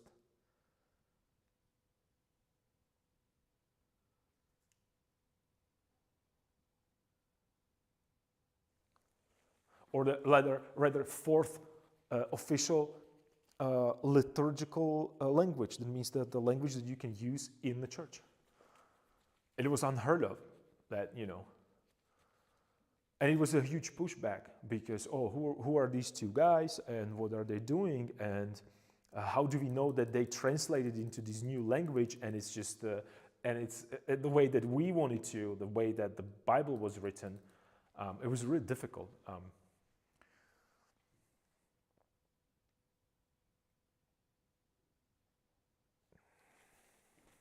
All right, so, oops, I almost tripped over the.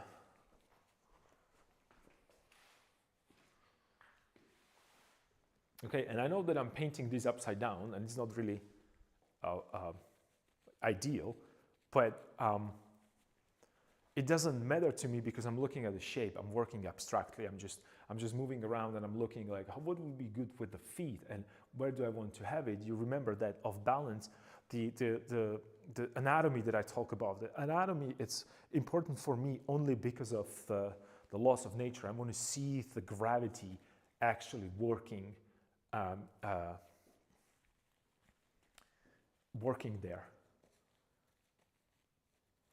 All right, I think we're good here. Let me put it upside down. Oh, let me move it back. Double check in the mirror. I have to adjust the mirror a little bit. Just can't see.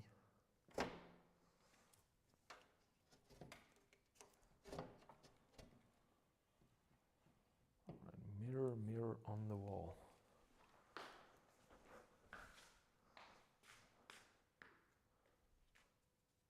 What I'm doing right now, I have a mirrors on the other side of the studio mirrors. One mirror now, but it's large.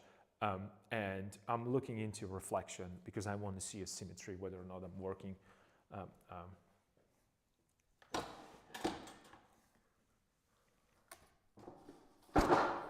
So let's see how it's going to work this way.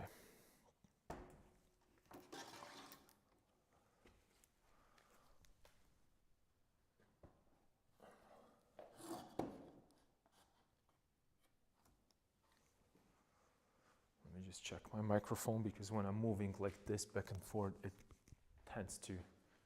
All right, let's look at him. Oh yeah, he's working. Mullet is working. Mullet's going to stay. We already know that.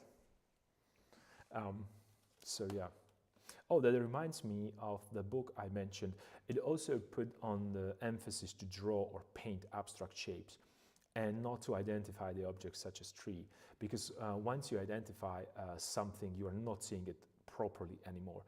Do I even make sense? It made me think of our discussion. That's why I ask if you have read the book. Nice, that mullet looks good on him. Well, I'm not familiar with that book, but definitely right after stream, I'm going to jump into my library and just put it on the wish list for myself, or if I don't have it, if I can get it as a PDF file, because I'm used to right now read the books through tablet.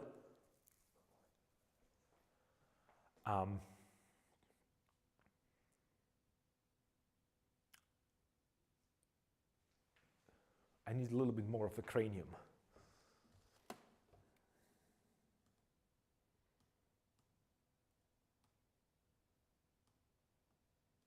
I've overlooked a few things, so it's good I did that. I don't think you can. It was hard to find that I had an order from America, all the way from reflection is important. Oh, Artificial Lee, could you be welcome to a creative discourse? Could you be more specific with what you mean by reflection? Are you talking about my reflection towards the painting, or actual literal reflection? Let's say that the sun is shining on the grass, and the color of the grass is being reflected into its shadows.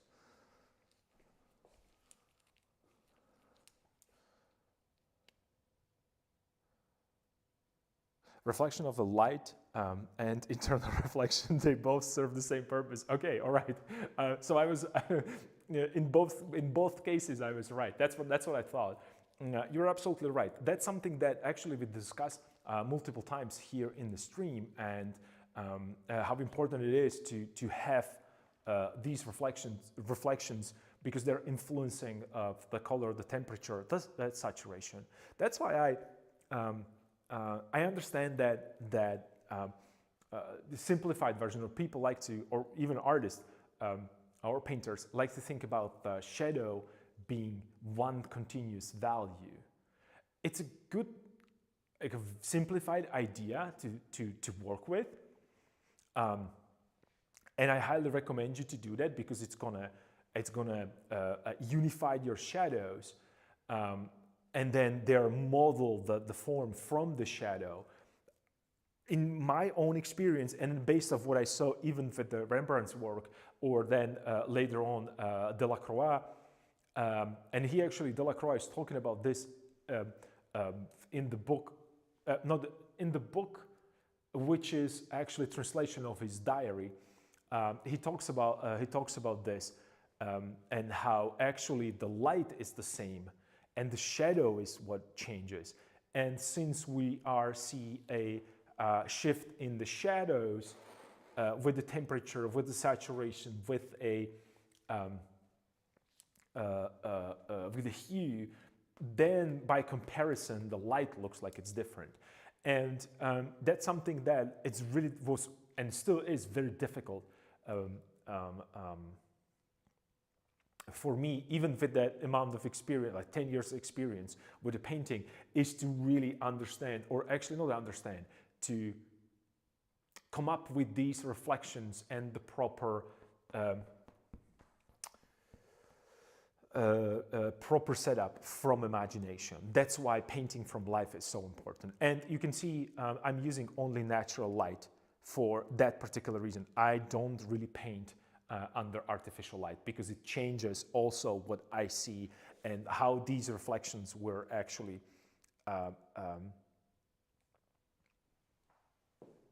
perceived before change of the light. Very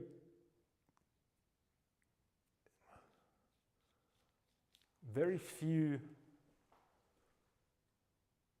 Okay, let me just a second, and then I'll continue what I wanted to say. I just saw, where did I put?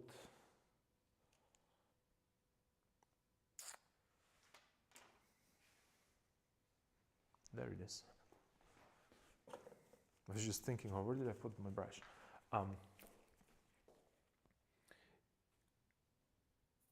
I just want to correct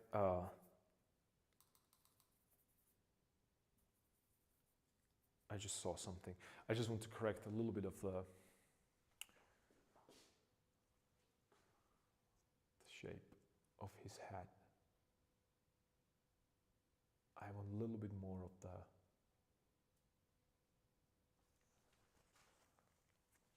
the angle here, and then I have to go a little lighter value of the sky, because I want to go light against dark, so it just to separate him a little bit from the background. And by separating him from what I'm using to separate him from a background, it's not a line that divides them, because that breaks the form or destroys the form. Actually, line destroys the form, believe it or not.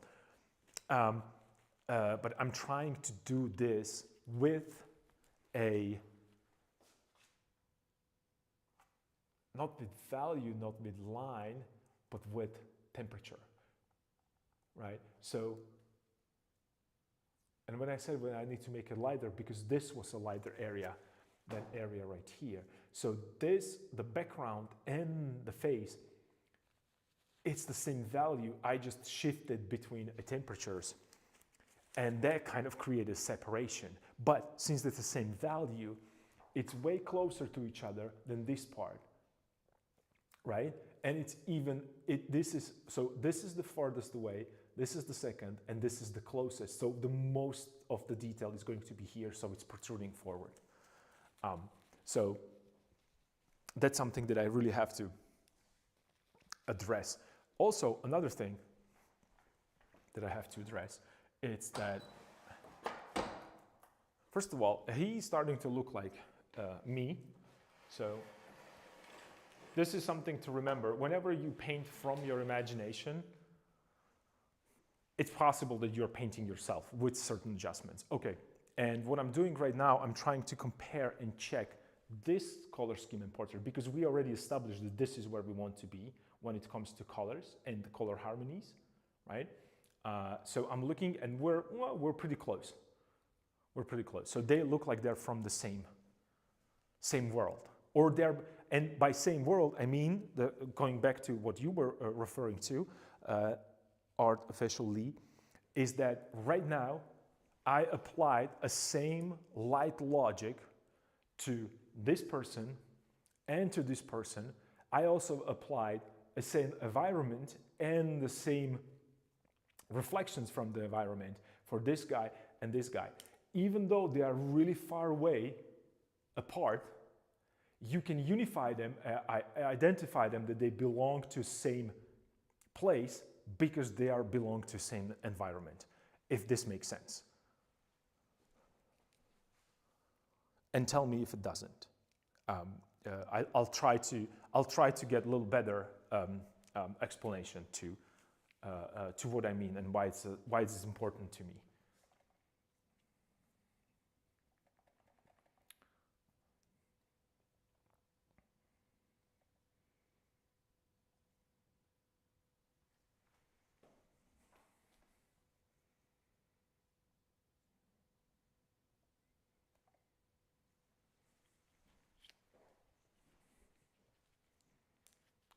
Maybe I could add a little bit more. That's what you mentioned, the reflection, but let me just add a little bit of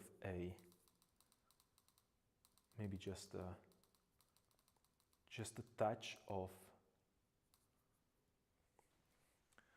more shadows, because I think that would be a shadow right here as well, underneath the jaw. Just a touch, just a sliver, maybe, like here. And again, I'm trying to keep the fairly similar value. I'm just shifting temperatures. So I'm not saying that you won't be able to see what's happening here. Probably on the camera you wouldn't, but I can see where the neck is, where the neckline is, and where and maybe I could just push the hair from, okay. Can monks have long hair? I find no error in your logic. Okay, I love that. I love that. It means that you are more analytical in your approach to painting. I'm assuming this only because of your answer. Am I right or am I wrong, completely wrong off the...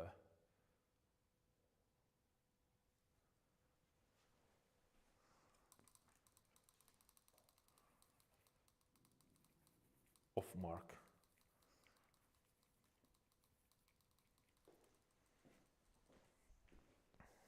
Because that's another very important, actually, I wouldn't even say idea, but philosophy, school of thought. There are people that they are so inclined to a nature to the point that if you paint from nature, right, that means that you are painting either it's a landscape or figure or portrait, it doesn't matter. They believe that there are no adjustments necessary because nature already did everything that is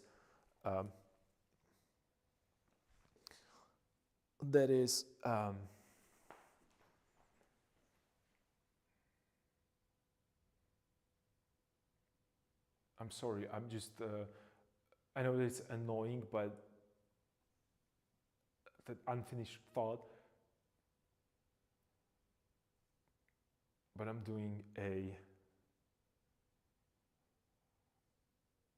working on some these specific adjustments there, and I'm trying to rotate his head left and right in my head and trying to see whether it works, right? So do I want it to be looking that way or more that way or that way or that way or that way or here, right?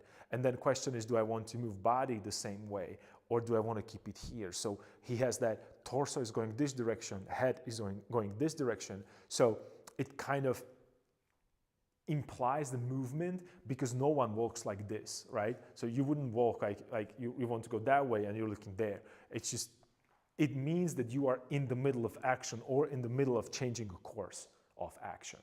So that's what I'm trying to see and trying to think of. And that's why it's stopping me from continuing with the talking, because I'm overloading my RAM and computing power in my brain.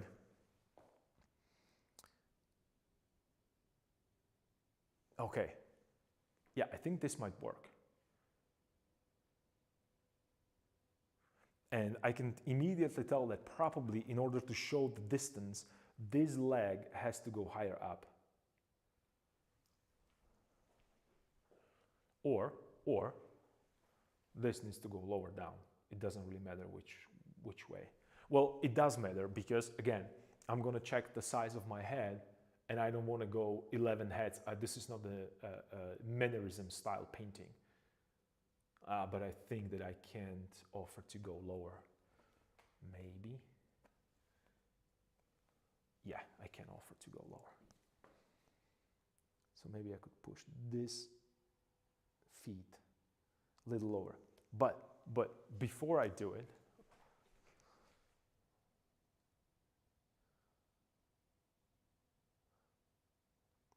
my painting is chaotic, but I still overanalyze the randomness. I feel you because whether you believe it or not, this is all random right here. And I showed in the previous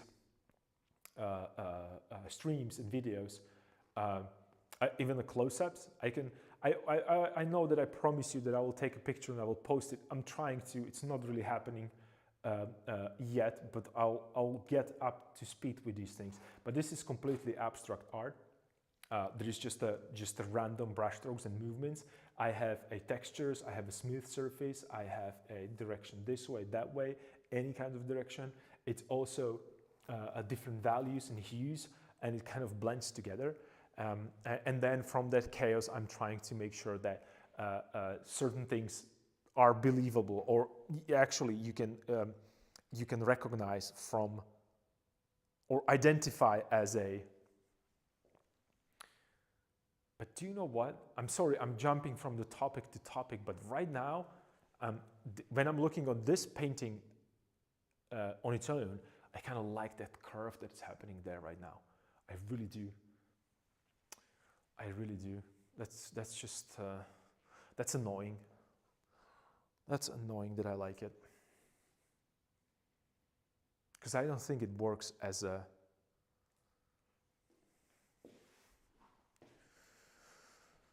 I don't think it works as a unity.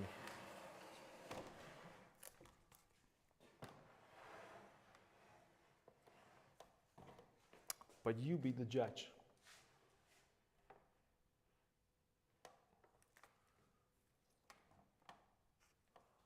You be the judge. Okay, furniture's in the way. Everything is in the way.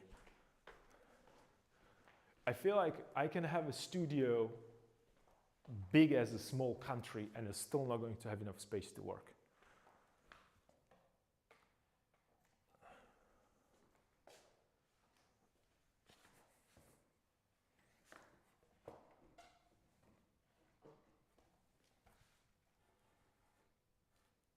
Okay, I see what the problem is. Okay, we'll just... Okay. Because I was wondering, like, where are the knobs that were moving my furniture? Okay, so we have it again as a unity, as a painting.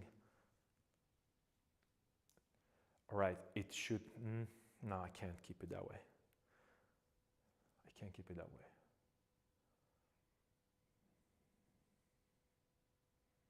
Something is missing there. I don't know what, but something is missing there. I mean, I like what's happening here.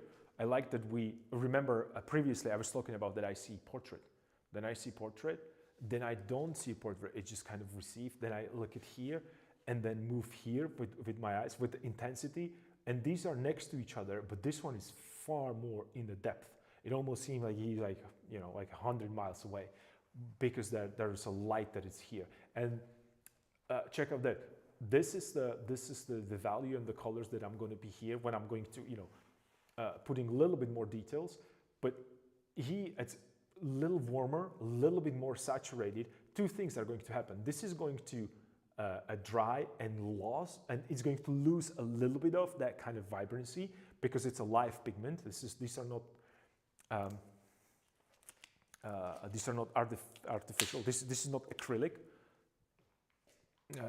but it's going to lose its intensity a little bit. So I know it's going to drop down with the saturation, but the color, it's warmer, right? So it's automatically bringing him more forward. And that's what I want, because he is, like, if I'm standing here, he should be closer to me than this guy, right? So I like that what's happening there in terms of atmospheric perspective. I want to keep doing it also by, and this is perfect, by pushing this lower, because I could go lower, I still have space to go lower. It's going to bring him more forward to me, right?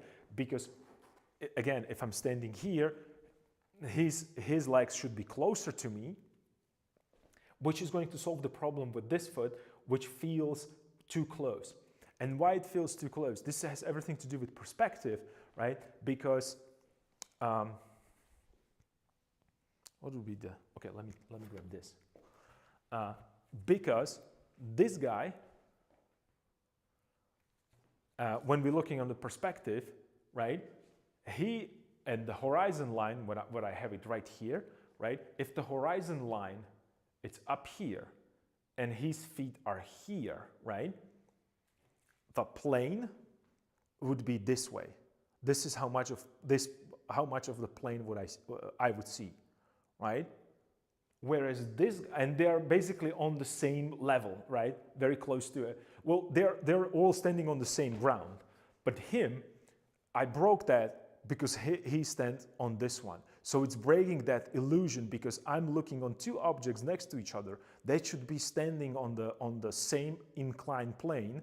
Well, it's not inclined plane, but in terms of perspective, it's just going into a distance.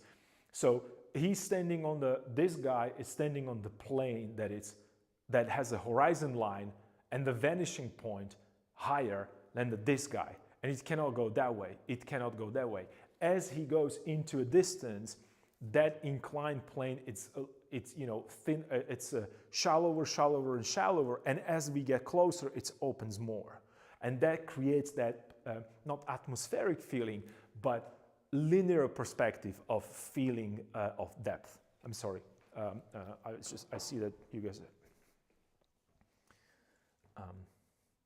You're telling me that while I barely have enough space to work with my pochade box, I wish I have space like your studio. I think it looks amazing. My studio is the size of galaxies, and I still don't have enough space.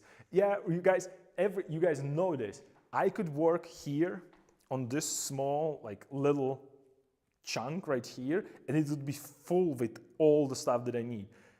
I have a studio like this, and you know what? I was actually thinking to type an email or write an email to my landlord that I need to extend a little bit more, and I was thinking that maybe there is another space adjacent to this that I could expand, because I have a lot of stuff and other paintings that are rolling in that I have to finish, and I want to start working on another project because this one is almost done. Well, in April I have to be in St. Petersburg, so I need at least a week to dry it off. So I think that March 20th I'm done with this. March 25th it's the last time that we're going to see this painting here, and then it's just going to be shifted and moved if everything goes according to plans. Because I have to bring it to the academy and finish my studies there. I was absent, for those of you who guys don't follow this difficulties. I had to leave St. Petersburg because of obvious reasons, that the difficulties that happened. But I have to go back because I have to finish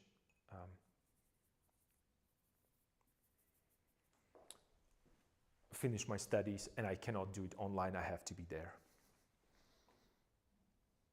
How long will you stay in St. Petersburg, if you don't mind me asking that? Oh, I don't mind. It's just it's going to be a short trip, probably month or two, 3 maximum, and it all depends on the exact date of my because I have to present this in the huge front of the huge audience, and there's going to be like a whole there's going to be, and the judges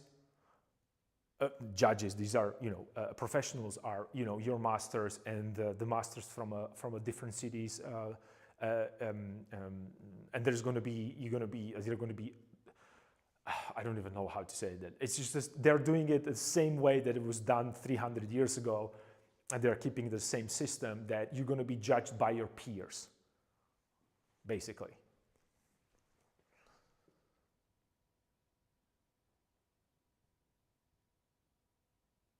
Artificials, yeah, these are art connoisseurs. I don't know how to describe them, but these are your peers for sure, and it also it start with like everyone's opinion, and they're kind of got together the main group, which is the hierarchy in the school. So they go from the top, and then on the top it's always the master of a studio, together with the director of the whole university.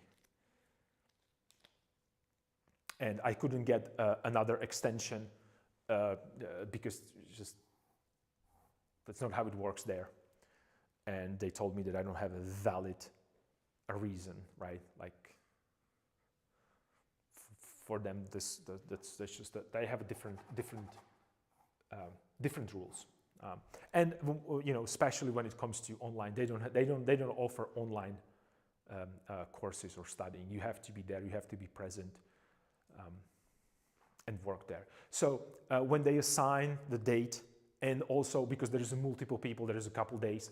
Maybe it's a whole week, I think, when this happening. So they're just they have to give me a date, and they have to give me a slot or the time where I'm supposed to present it. So it depends on that. So also my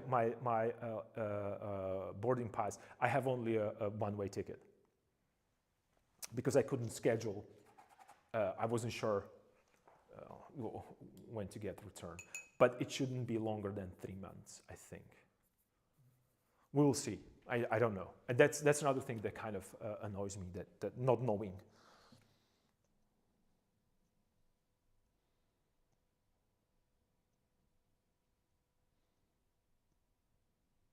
Let's hope they'll give you a plus on that.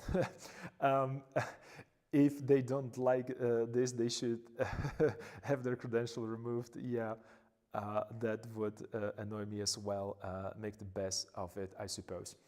Yeah, it's annoying, but you know, I understand another point of view that it's probably difficult to put such a large group of people, professionals, together in one place for a week to grade paintings. It's not probably that easy, so probably they're still waiting for. I mean, they have an idea. It should be at the beginning of June, or midpoint through June, right? But there is a not official date for me when I'm supposed to be there with the painting. Of course, I want to see other students there. Well, they are not my classmates anymore because they all graduated 2 years ago.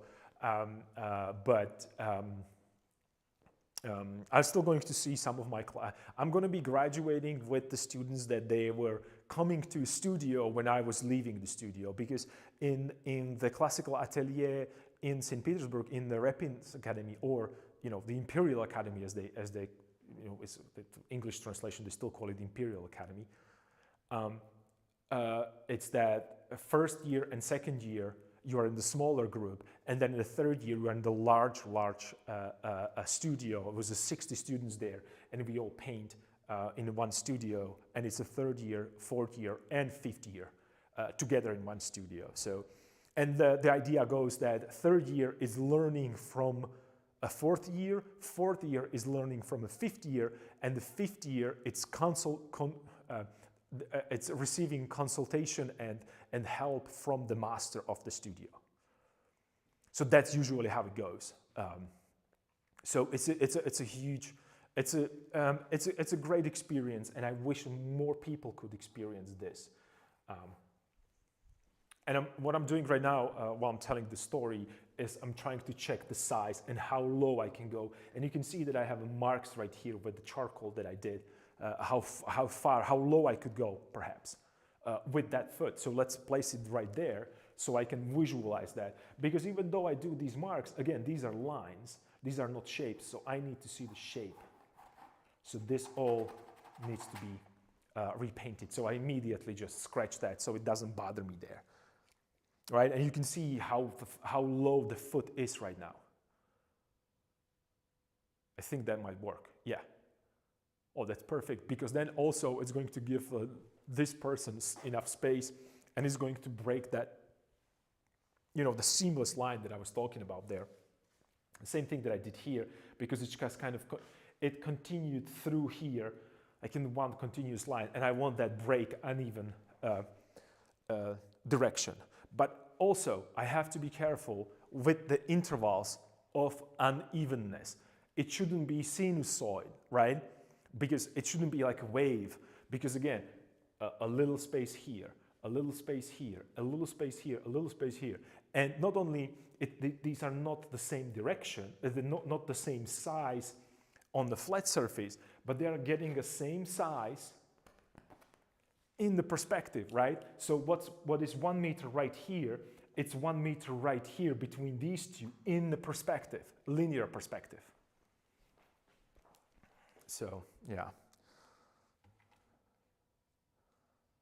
Interesting system. Yeah, I'd love to experience that. Oh, trust me, painting and being like a third-year student and painting with someone who's a fifth year, oh my God, you don't even know. It's just a day and light. So the third year, this is me representing a third year in the school. Myself, I came with the canvas, and I didn't even know which easel should I take. And then I realized it told me that, oh, everybody has its own easel. Okay, all right, so I just got my easel. It was broken, it was damaged, because this is how it goes. The fifth year has the best easels, right? And as it goes down, you're grabbing the leftovers. That's always been like that, right? And then it also, the better students, better you paint, more studio privileges you have. That means that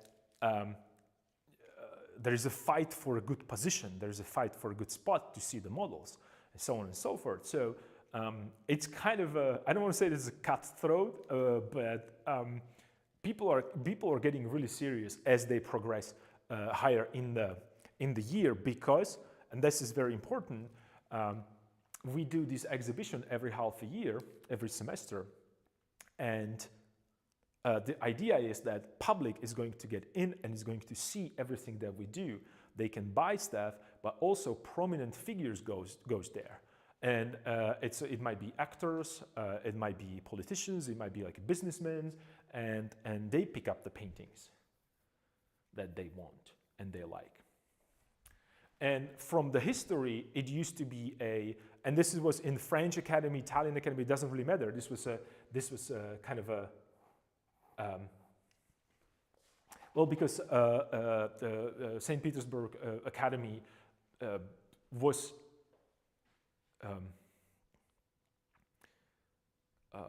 built in the style, in the idea of French-Italian academies, art academies. A lot of information, education, and just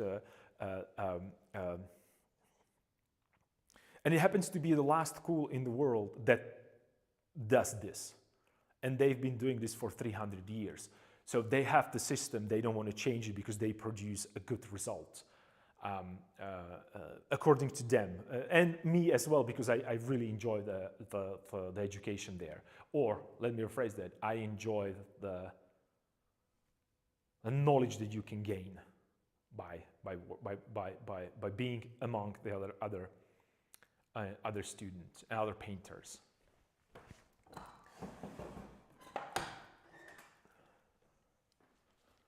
Well, what I was trying to say that back in the time was that the big, huge exhibition, and either kings or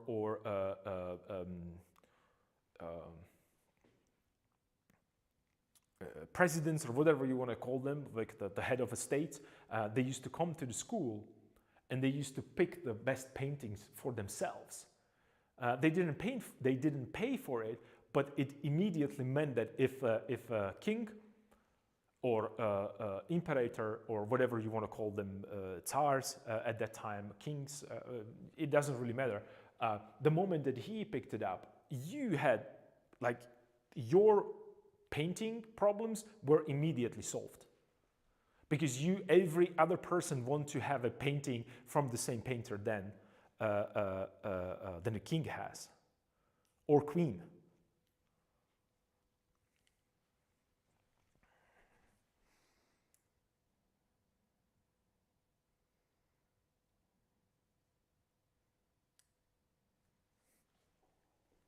Extra bathroom breaks.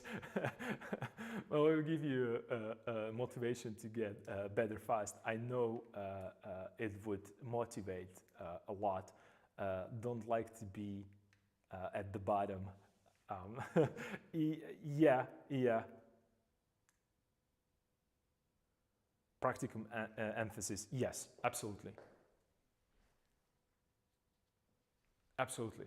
It's just you don't want to be, but here is the thing, it's not that easy, because also the fifth year see what you're doing, right? So it's more like a chess game. Like, they do painting, okay, so I have to do better. And they say, like, okay, this third year is doing this, well, we have to step up. So it's just it's really the pressure for the students. And then also, when we are putting together that exhibition so it's like walls are filled with paintings from top to bottom, on the floor, laying on the floor, and go all the way to a ceiling. And in the ceiling, they're curved, so you can look like this on the top, right? So you just have like a full. And also, the best paintings are in the middle. And as it goes to the sides, in the corners are the worst ones. Right? So there is also, like, and then they come and they just look at it as like, this is a good painting, we're taking this one. And if the king said that or queen said that, like all the other people or the other people wanted to have a painting same as a king has at his castle. So it was a really, it doesn't work that way these days, but you can get recognized by other artists or other influential people. A lot of collectors goes there because they're looking for a new talent. It's just it's a weird thing. It's a weird thing to experience. So it could be this way. And I don't want to have it the same way that this foot is. This is remember, this is a right foot and this is a left foot. So they shouldn't have, well, they as a 2D shape, they're gonna look similar. But then three-dimensionally, when I'm gonna apply that feeling of three-dimensional painting, I have to change it a little bit. Oh, my mic just dropped. So, guys, give me a second. I have to adjust my mic. Just a second.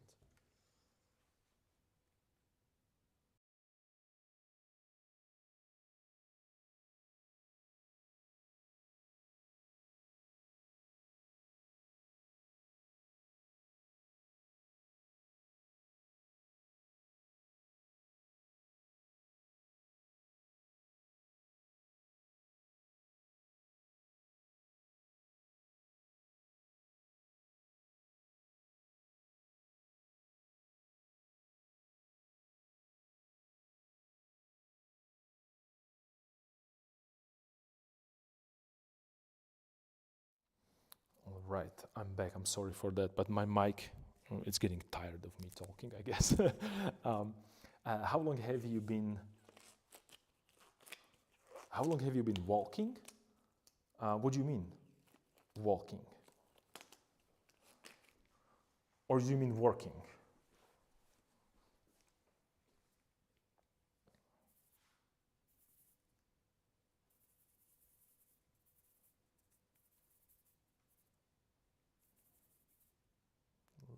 Less saturation, but I want to keep the same value. Nice.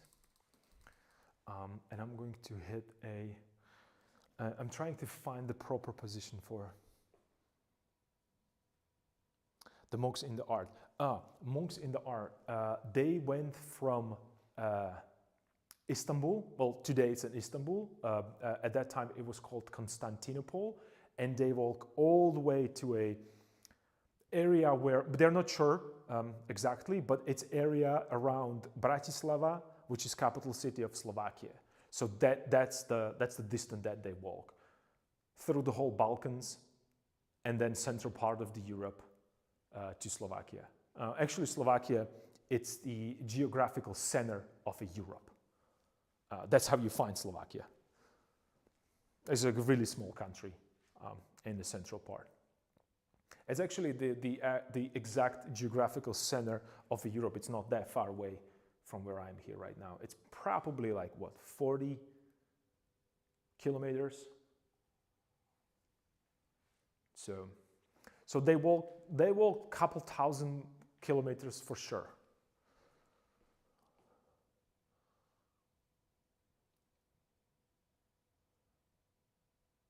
I'm on the Arts Academy website and I'm looking through students' thesis. Very epic stuff. Yeah. That's the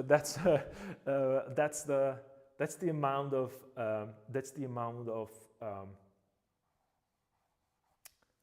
cool stuff that is happening there. I mean, I remember daily we throw away or repaint so many cool artwork that it's just you don't even pay attention to that anymore. You just paint, and then some of it works, some of it doesn't.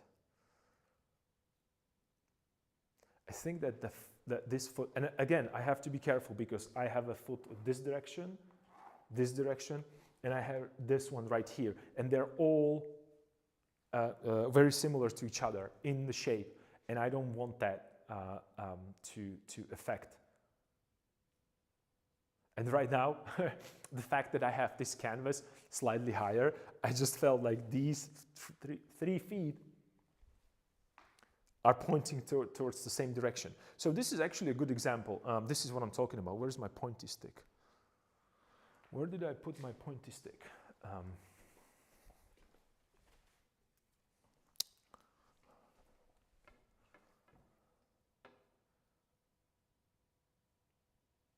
I would need a crutch at some point walking that far.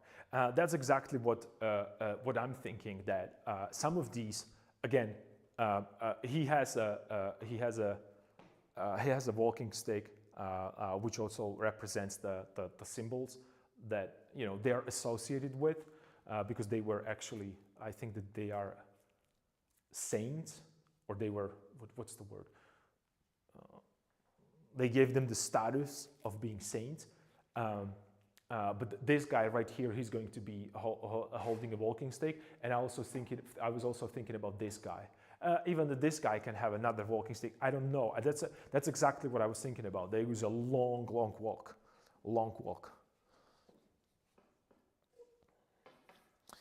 I really should find out a way to be able to paint from imagination like that. I promise I'll focus on that after the gallery starts.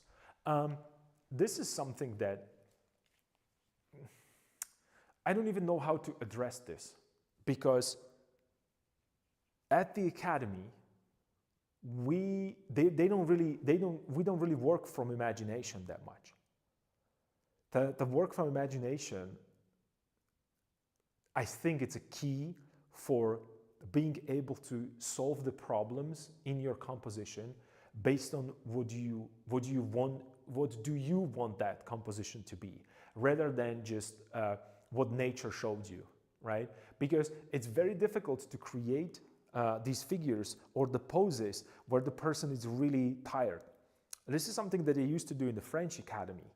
They used to tie people, homeless people actually, or very poor people, to a cross and wait for hours by the time the person was tired and in pain, so they can really capture that excruciating facial expressions.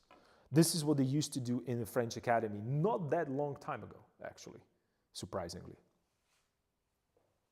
So there is a bonus to working from imagination, but then again, the moment that if you want to be a portrait painter and you really want to focus on portrait only, working from imagination can get into your way, because then I'm imagining things in the portraits that I want them to be there in order to improve the composition. So you have to be very careful. What is your objective? It's probably the main name of the game for me, for sure. So this is where the new foot is going to be located. So let's put it there, and let's see. Oh, actually, you remember I was thinking about that. I wanted to be, okay, this is what might help. Perfect. Remember I talked about that. Remember what I said, that instead of having I don't know if you can see it here. Instead of having foot like this, I wanted to have going up, or actually it's like this. I want it to go up a little bit, right? So he has these guys are right here, and I want him to be a little bit more here. So it's a still motion, but it's a different position, right? So this is how I think about the anatomy right now, these days actually. I went through the full, in Los Angeles and in United States, through the whole process of learning the anatomy. So I know it in English, and then did the same thing in St. Petersburg.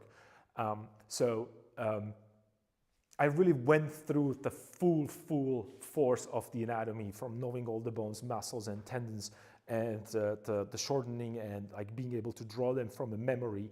And we actually, the exam at the academy, when it comes to the anatomy, it's to draw a skull from memory. And they tell you, oh, we want a 3/4 with the light from here, and draw it from memory. And they didn't want it to do like a perfect rendering. They just wanted to know if you can construct a skull from any angle that they assign to you. But that all that learning, it's there if I need it. Right now, with anatomy, what I'm focusing on, it's how it's being affected by a physical world. That means that how it's affected by gravity, for instance, right? So I'm more interested about where the balance is when you walk, rather than how to draw a knee. That's not an issue at this point for me anymore. It's more about whether or not it actually feels like they're walking or moving.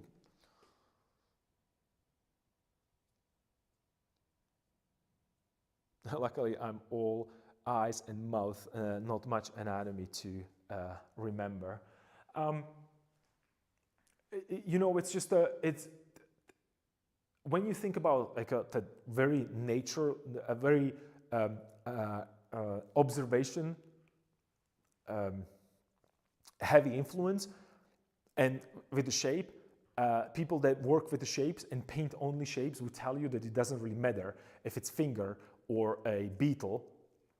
It's the same. It's a shape that you're trying to paint. In that case, you really have to be able to set up and pose every one of these figures. When I work from imagination, I have to be able to imagine and construct it from zero. So luckily, I use it both ways, and I highly recommend everybody to do it both ways, and then choose whichever approach you prefer. And I'm switching between them based on what painting, or what rather composition needs.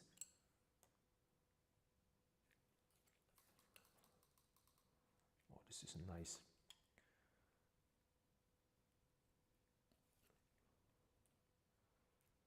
This is slightly thicker pigment because it was drying a little bit. So it's just, and I like a little thicker paint because I can apply it in pasto.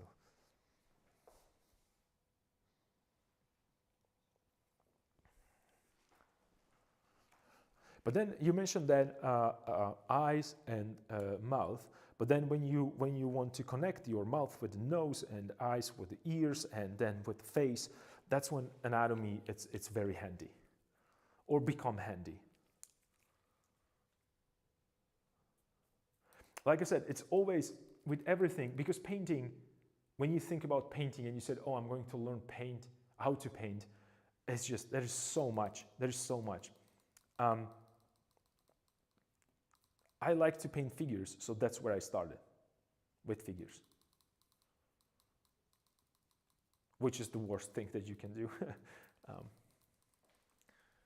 Because it's one of the most complicated forms to accurately depict on two-dimensional surface. And I don't know about you, but here it's getting really dark. Again, because it's about terrain.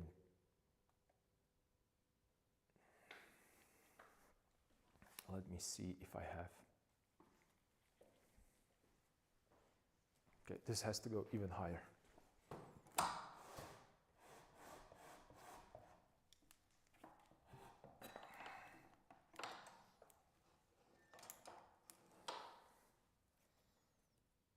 Okay, it's going to, don't, I'm going to get scared, but it's going to drop a half a centimeter. Okay, I need to get rid of this. This is going to be too, no, that's cool. That's cool. It's a little, I need to get a little warmer. So this is too cool. I don't want to change the, value that much. I just want to punch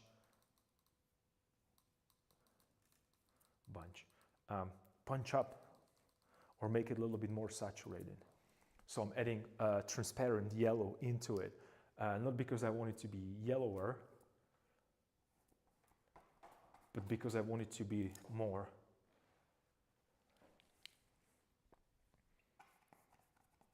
saturated. Oh yeah, that's way better. That is way better. Question is, am I going to push it? And there's another question is, no, it has to go. I'm looking somewhere here where the, where the anatomy is. So it's because I'm working from imagination, so it has some kind of a,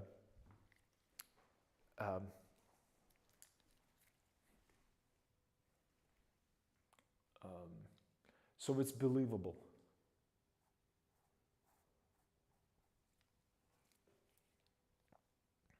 Believable, that's a wrong word. Don't even listen to me. Don't even listen to me. I'm saying stupid stuff.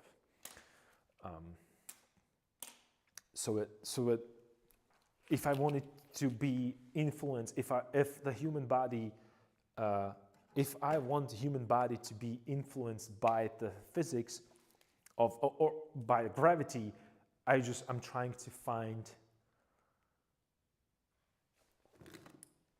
I want to make it anatomically correct in terms of, oh, we have a knee can bend here, right? It has a specific point where it can be bent, and also it's attached somewhere. Because I know that knee is not right here, it should be somewhere here. Because then also I can bring that little bit bulging right here, as a knee would actually enter into contact with the fabric and just push it a little bit more forward.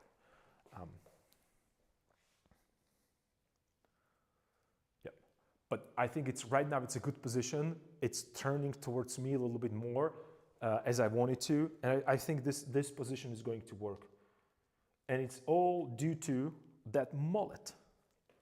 I knew that mullet is the key to a great painting. And you guys wanted to hide it from me.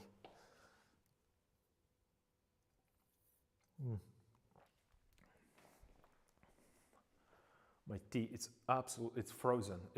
I have iced tea right now. It's just got cold and dark and rainy here. After a week of absolutely beautiful weather. I'm in a historic center, and all the, like during the winter, we don't have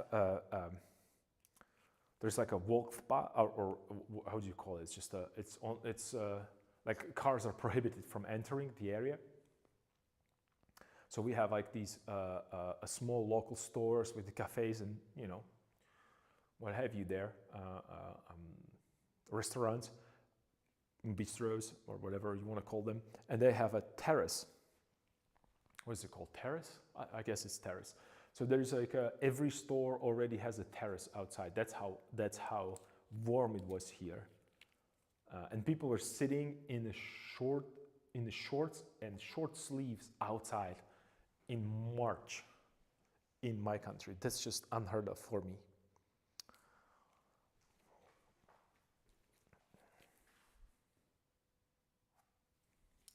A little bit of that reflection, and well, what I wanted to say is that was the last week, and to right now it's supposed to be cold minus as well during the night. It's just I think it almost feels like we moved that crazy April weather. When it could be rainy, it could be sunny, it could be snowing. It used to be in my country like that. A crazy April weather to a crazy March weather. Shifted a little bit more into that. So again, I'm adjusting my foot, not by, adding more detail, but I actually moved it quite a significant portion. Like I dropped it like a lot. You will never be confident to do this unless you can work from imagination. So this is where I really, really enjoy working from imagination, because I can freely move things left and right without, being worried about, oh, I don't have a photograph of this. Maybe I could add a little bit more. Oops, that's just too light. No worries. I just want a little bit, I want to push the shape of the neck a little bit more, because I kind of made his neck a little too thin. And these are all, I want all these to be a soft transitions, so. And again, there is a little muscle here that I want to show. Little is actually quite significant when it comes to portrait. It's called cladnosternomastoid, which goes from, you know, behind the ear and attached to a clavicle. That's a very famous one that everybody does. This one, this one, this one. It's from behind the ear all the way down to clavicle. That's kind of a good muscle to remember when you work from imagination, to show, because that shows a little bit the direction of the head, or another, not direction of the head, but the relationship between head and torso.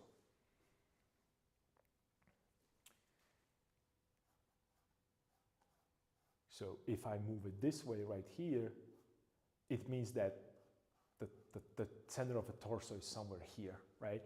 If I push it here, that means the center would be right here, and the shoulder would be here, and his head is going this way, and the torso is going forward, right?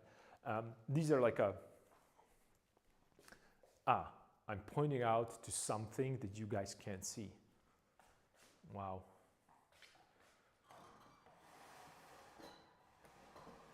This is how stupid I am. So again, I was talking about the neck, and it felt at the beginning it went to this direction right here. So it means that this is the center and this would be the clavicles, right? So it looked like his torso is going towards us, and his head it's like this. This is not the right position. What I need is to be here, and then maybe go this way with his head, right? So I need a different position for the muscle, which that muscle is wrapping around the cylindrical form, which is being represented, which represents a neck, I'm sorry, which represents a neck. So by the positioning properly and knowing how how the head moves against the torso, or, you know, how mobile these two parts are, and the neck, it's nicely linking them, so I'm using neck as an indicator of the position. Why? Because this is not a naked figure. I can't really see the torso, so I have to do adjustments or a little hint for you visually where the muscle is. Because we as humans, and since we are super weak when it comes to like tigers and I don't know, sharks, we developed the keen observation sense. So we know, we observe a portrait and these areas where, well, we can't maybe identify it, but we can pick up on that. And that's something that, you know, some of you might refer as like an instinct or something like that, maybe, you know. But scientists are trying to figure it out, what it is. One of them, it was actually we developed the white areas. This I don't know if it's true. You definitely have to check me out on that. Definitely have to. From shadow to light, the monk mullet story. Dude, this is one of the funniest shit. I'm sorry for cursing, but I had to, because this is really funny. You know what, you know what? I'm going to take a screenshot of that, and this is mine from now on. I'm going to steal this. This should be, put the paint everywhere. I'm going to steal this. I should probably pin this as a important comment. So funny. Same here. Weather was absolutely gorgeous. I miss it already. Same here. It was nice. I wanted to lay down on the grass outside and just take a nap. That's how awesome it was. But if I do that, I get sunburned. I was working from imagination.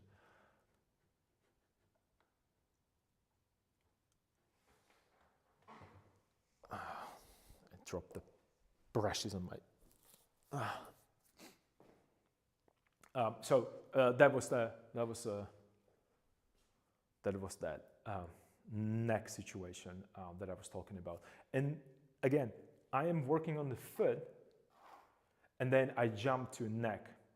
And the reason is because as I move the foot to a new position, I realized that this doesn't work, because I was first basing this on something that already exists.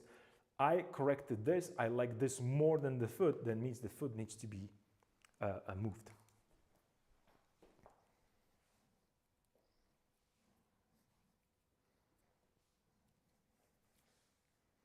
I can't stop.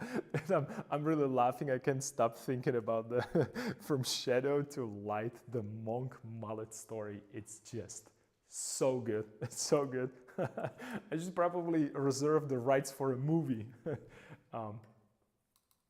That's so creative, man. That's so creative.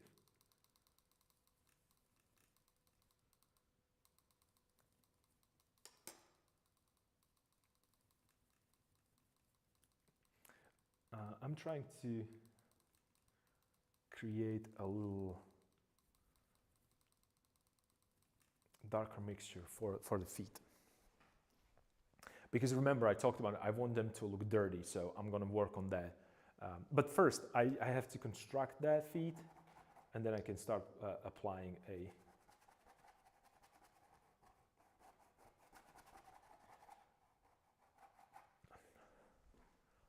Okay, so that's going to be a little... So this is going to be a big toe pointing upwards this time, right? Because it's that, you know, I talked about that motion. So he's like, his weight is on the heel, and he's trying to move forward to toes. Whereas in the other side, in the back, he's on the toes. So he's like, in that, I can't even do it because you have to be in motion to keep it nice, right? So it's very natural to do it like so. But then if you want to freeze it in that frame, I need more core exercise, I guess. So yeah. So the finger is pointing up, right? That means that I can create a little kind of a shadow underneath. So this can go together, and then little shadow underneath, just a touch, just to show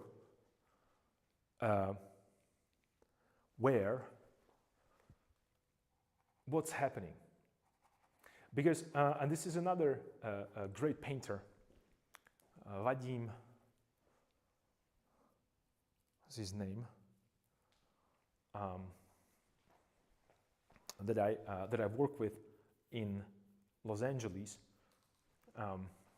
He was very specific about this.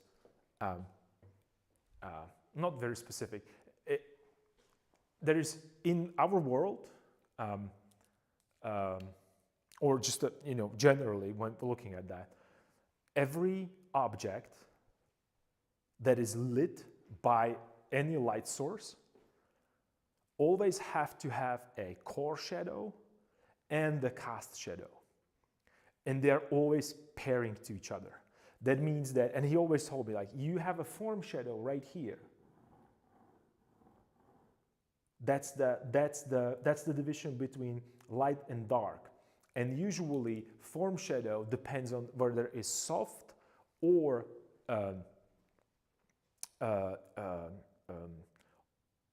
hard edge or soft edge. Based on this, we can decide whether it's a 90 degrees angle or it's a soft transition. So that will be a core shadow that we think about. But then every core shadow has a correspondent cast shadow. In the world, or when we think about the regular world, our world is, we are not in the space, every form shadow has a cast shadow. And you have to find it.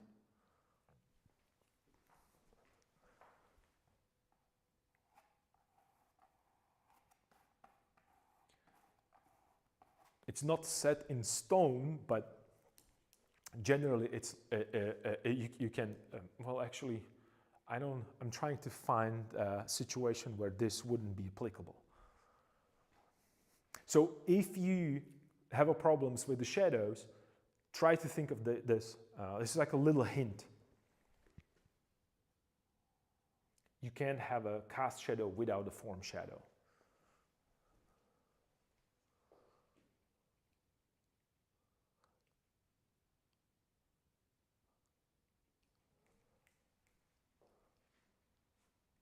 Well, actually you can, but then, I could have, and that's something that we use actually as an advantage that for a viewer. So you don't, and this is something that I'm thinking when it comes to this composition as well, because I need something that should happen here, or maybe something here. So what I could do, I could actually cast shadow there, not to show the thing that it's casting a shadow. So naturally, your mind would continue in the journey, even outside of the frame, just because of we know, not even know, we understand as a human beings somewhere inside that every form shadow needs a cast shadow, or there is something that is blocking the sun because the shadow is being cast on the ground, for instance. So that's even indication for us. I don't know if how much animals understand this, but if you walk somewhere, I don't know, on the street, and you see a cast shadow, and then it represents a silhouette of a human being, you can assume that it's something that has that is a silhouette of a human being next to you, and it's in the direct path, or it's crossing a path, or obstructing the sunlight.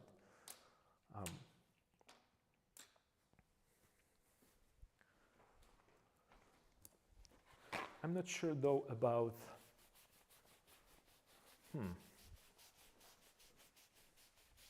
It's kind of weird. I'm not sure about. I think it's that the foot is way too light. Or maybe it is not.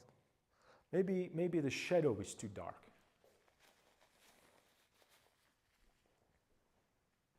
But I kind of like it that dark because it's giving me a.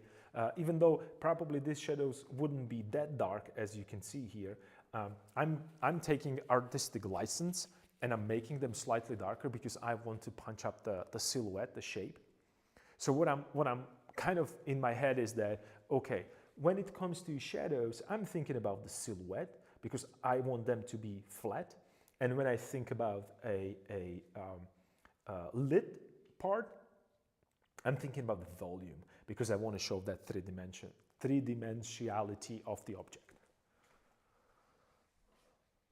And then also gives me another layer of separation between light and dark, right? We have a transparent against the opaque, we have a edges, we also have a flat against three-dimensional, we have these reflections, and so on and so forth. So I also could think about that from point of view of, in shadows, I work as impressionists would. In light, I work as a tonalist would, perhaps, right? In shadows, I'm turning a form with a temperature and saturation, and in the volume, I'm using a value as a guide, not as a rule, as a guide. Especially when I work abstractly from the head. Also, I think that this could actually go higher up. I'm going back and forth with it because I'm trying to imagine I'm trying to imagine. You can, I mean, I have a mirror right here on the bottom, so I'm looking on my feet, actually. And a different position as I walk, I look into the mirror and I see in a certain position how they work. So that's like a little bit of a. Again, I don't think you can't see it, but well, maybe I could do this so you can better see. Right. So I have it, but it's out of the. Right, so I can see my feet while I work, so I can quickly glance there. Well, you see the reflection right now, I can't, but that's the idea behind this. I am trying to use everything that is in my power to take advantage of it.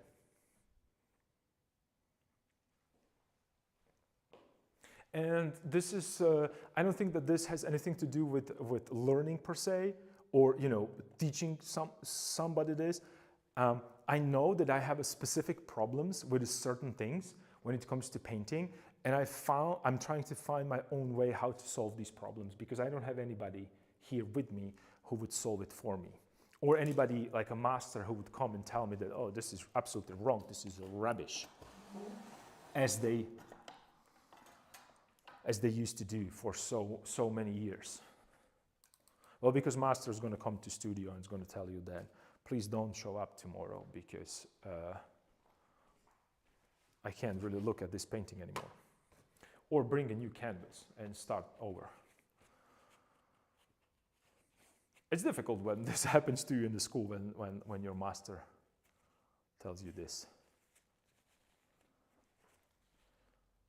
So not only the school is awesome when it comes to education, it's also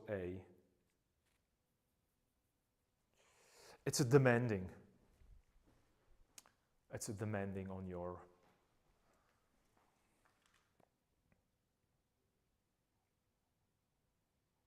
ego.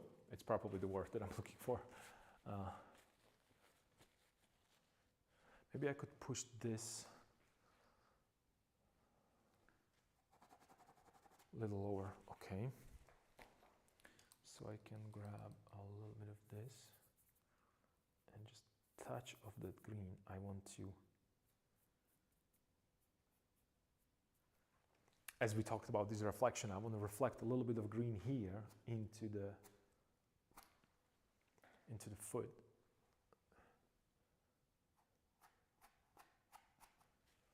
Okay. And the way how I'm creating the shadow right now, it's, first of all, I'm trying to help myself with to show the volume and the orientation in space, but also I'm trying to help a composition. And when you work from imagination, well, when I work from imagination, rather, I should say that, these are the things that I'm using as a guide.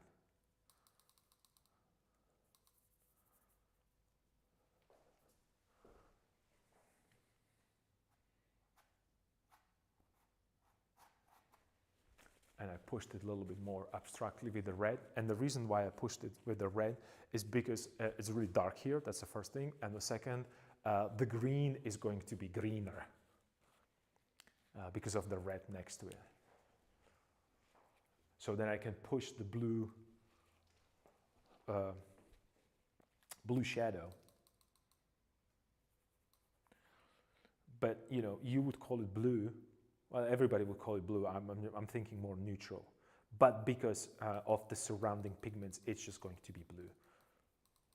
Or it's going to appear cool. And the rain is here. So, guys, rain is here. I might lose the connection. I might lose connection. So I apologize in advance if we end up abruptly. But the good thing is that I should be here tomorrow. Well, I'm planning to be here. So you can see I'm just throwing the shadows there. And I'm making them way lighter than they probably are. But that's okay, because no matter what, you can still see that it's not necessarily change in the value, it's just a change in the temperature. So you're going to perceive it as something different. And since this it's going to have a volume, it has a randomness, and this is just a flat shape, you automatically going to assume, oh, it must be shadow on the flat plane being cast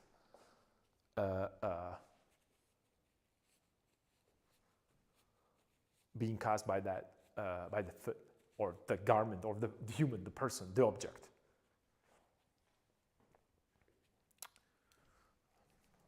So this is what I'm working with in my head. It's a position of the foot, it's a temperature, it's a chroma, And all this, still, I have to keep it real. All this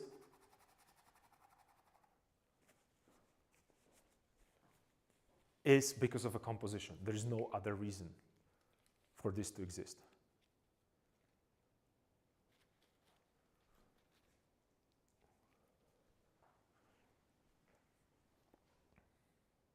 I think this is starting to work very nicely together. The question is if it's going to nicely fit into the whole composition when I drop it down. I think it will. And it would kind of open that possibility for me to bring this little lighter. So I could actually use that shadow pigment for the lighter areas right here. So maybe there's like a knee hitting it. That's too high up. A knee needs to go lower. How do I know that? Because I'm thinking this is a heel. Here is somewhere. Here is halfway point. So knee cannot be here. Knee is in the middle. So somewhere here probably. Right? And I can also tell that that foot it's way too big. How do I know that? Well, I'm observing it. So this is the length of the foot, right? And this is the face. So it's just way too big. That's okay. That's fine. That's not an issue. The question is, what am I going to do with it? Am I going to cut it here or am I going to cut it back? What am I going to do with it? And the answer is composition. And then another thing is, when it comes to composition, I'm going to look on the distances between the end of the canvas and here, and the rhythm, how it just continues on that horizontal. Then I'm also going to think of the position of his head with the foot. That's adjustment by the feeling of emotion. So that's important. And then also, I can actually just simply decide that all this is going to be in the shadow, like so, and I can just connect it. And I don't need to care about the preciseness because you can tell where the foot starts and when ends. It just looks that it belongs to him, and that's enough of an information, right? So many ways to adjust these things.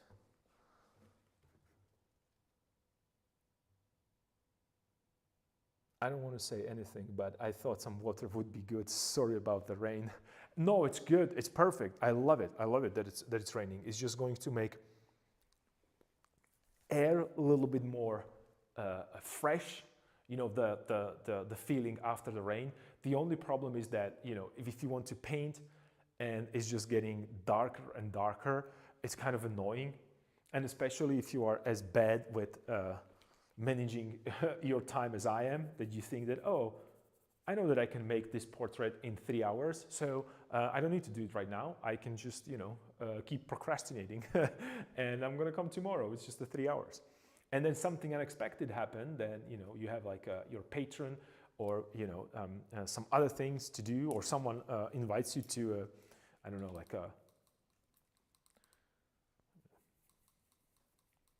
I don't even know, like the movie theater or whatever. And then you are like, oh, I'm sorry, I can't go because yesterday I thought that I have enough time to not paint. But yeah, I love when it's raining. Ideally, right now, I would like to have a fresh, warm cup of tea and continue reading some of these cool books. And probably I will definitely pick up the one that we talked about with the Trafalgar Square.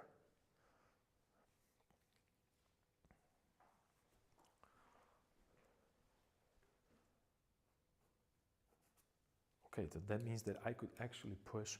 Let me just do a little experiment. So I'm just going to go a little more, like I'm going to go really thick with the pigment, right? So I really kind of scooped a pigment. So also I paint with a pigment.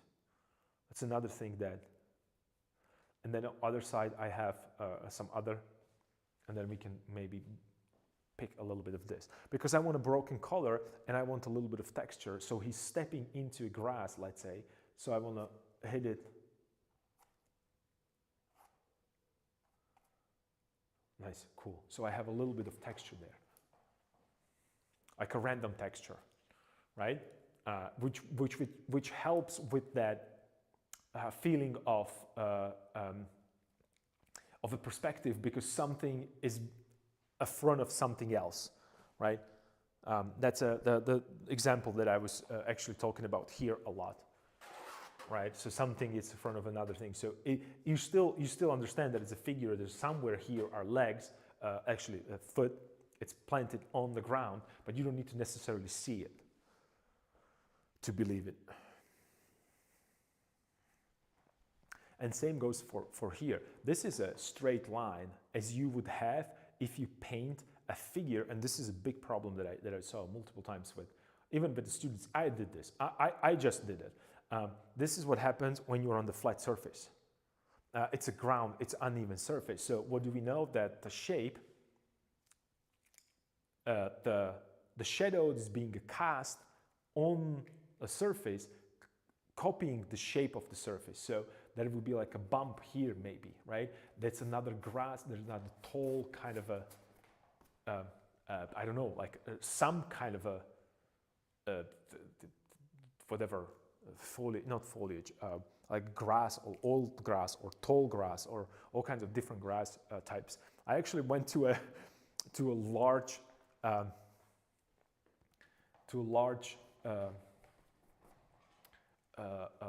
flower store, like, you know, like imagine like a I don't know, like a, for Americans it would be like a Costco, but only with flowers, and for Europeans like a Tesco with flowers only. I don't want to do, but I think that English speakers know these, or you can say like a, like imagine shopping mall, but only with flowers. Yeah, that's like a really large place. Just to observe and you know, check some of the flowers that, or you know, like a grass, because they have, you know, like grass for a, I don't know, like a, for your yard, for a soccer field or whatever, you know. So they have different types and examples. So I was just looking at leaves and stuff. There's one point like a lady came to me, asked me for help because she saw me like observing and moving things around in the store. I was like arranging my little garden there, and she thought that I'm working there. So she's like, "Oh, young man, could you please help me here with this?" And I'm like, "I'm sorry, but I'm not working here." Really? But you look like you're working here right now. I was like, "Yeah, but in my, because I am working, but not here. I'm working on a different project that I need this stuff for." So you can see right now how I just kind of broke it. You can still follow the line because your brain wants to, and then I kind of dissolve this into a background, and right now we can push a little harder right here on this side, right? Because that's closer to us. Again, I'm just looking for these breaks, because when you think about that, it's a cube, so cube has an edge that it's, you know, pointing towards you, so it's easier to identify that. And as it moves into a background, I can apply the same atmospheric perspective here as I did really like 100 miles away, or, you know, 100 kilometers away.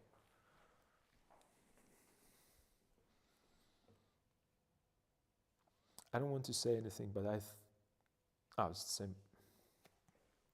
I thought that it's a new comment. All right, so yeah, it's starting to look way better. I have a good position for the portrait. I have a nice position for the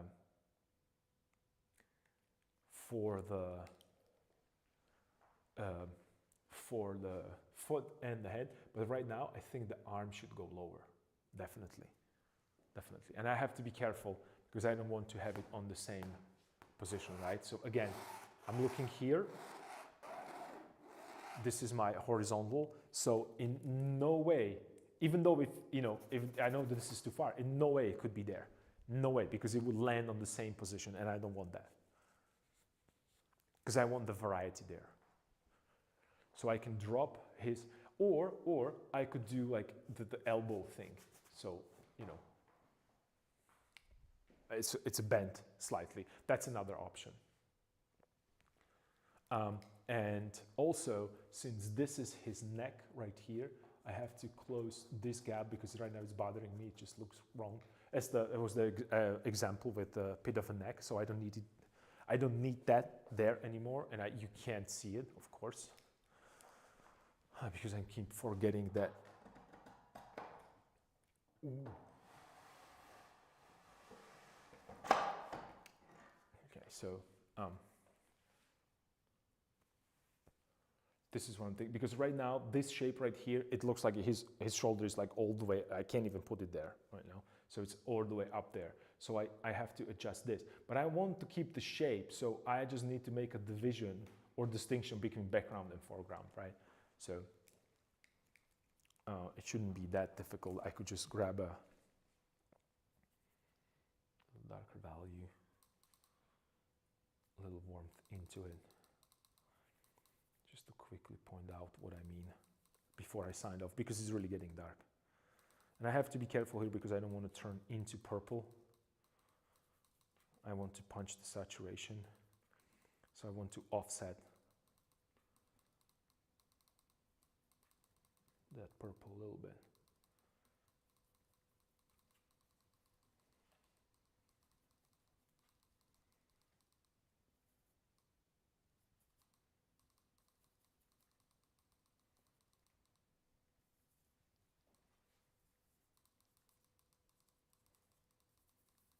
I need warmer, cooler variant.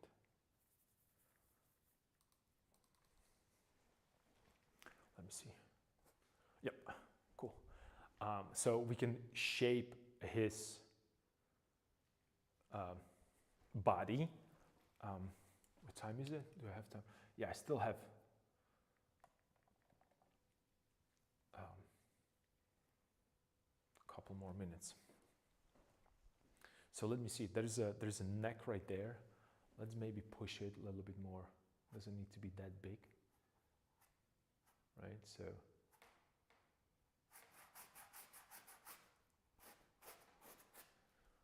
All right, so I corrected that. And you can see, like, I painted the neck, and right now I'm just repainting it. I'm painting it over, and then if I want to move it, I move it again. And that's at the beginning I was talking about Velázquez. If Velázquez can do it, well, so should I be able. So should I.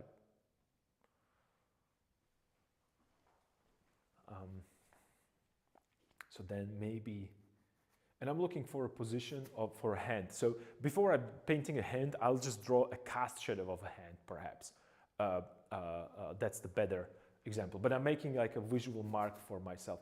And I'm thinking that even this could go a little lower. And I just dropped it there immediately. I didn't even waste my time because I just need to see it. Oh yeah, oh, finally, I'm so happy. This works way better. Way better. It gives me more, and we can push the knee a little bit, right? Cool. Maybe a little too much, so I need a lighter value there, but that's okay. So I have it's going here, and this is all abstract. I mean, you can see like how much I don't care about preciseness here, but it's not. How would I put this? It's not because I don't care that much. It's because I want that freshness and randomness with the brush stroke, and then the little details can be pushed.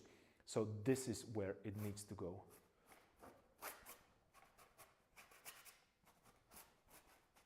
We can push this and connected it. Okay, cool, very cool right now. He looks like he's going this direction. He's closer to us. He kind of, all right, cool.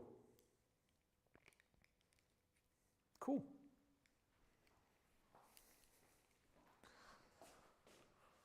I need more brushes. This guy can, because I need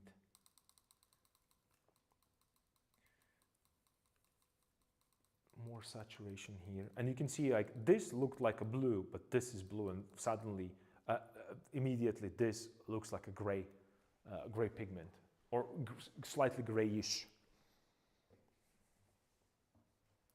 I really should take another look at Velázquez's work. I know way more about Rembrandt than I do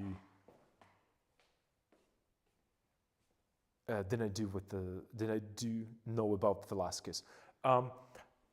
You know what? This is something that I experienced as well myself. And the reason why I think Rembrandt is more popular than Velázquez in general public, because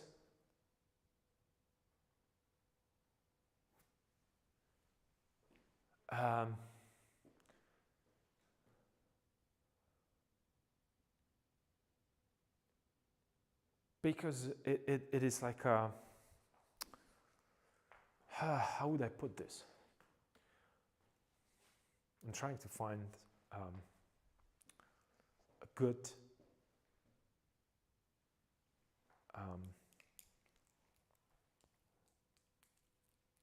I'm trying to describe what I mean with words, or I'm trying to describe what I see with words when comparing these two painters.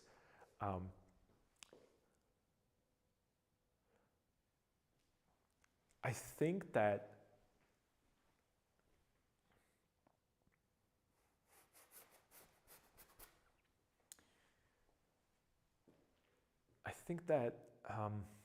well, I don't even know how to say it.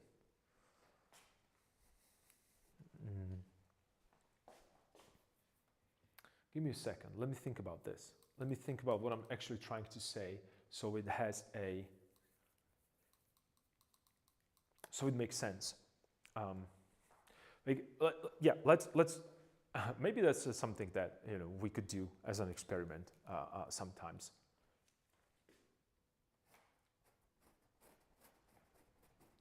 So this is my new position for a forearm.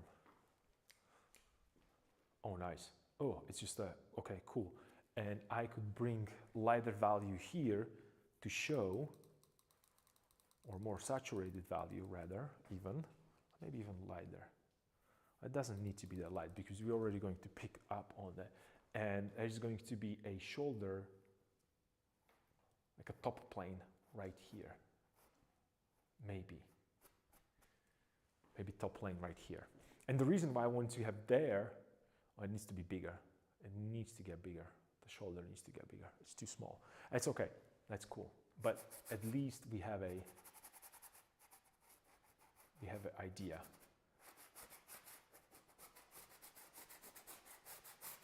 And that means that he needs to get bigger, probably this way. And don't worry, he might look like a hunchback right now, but the reason is because I'm looking at the shape with something. I was thinking that maybe he could carry a backpack or something like that, because they had to have some kind of stuff with them. They couldn't just wander in the woods with just, icons and walking sticks. You know what I mean? So that's my logic behind that.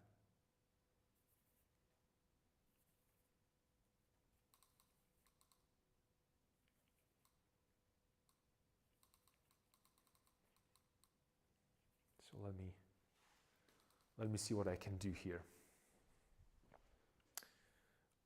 So maybe I could push this even more here, even less of that neck. Maybe he can just have a sliver there, still has a mullet, so that's all good. It's all workable, but then, okay, maybe I could put this little, okay, all right, cool. Yep.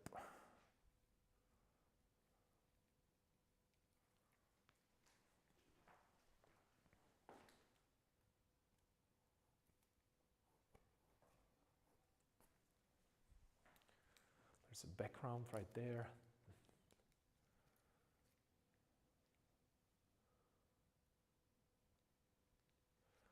Yeah, this from here would be something that he's carrying on his back. And then this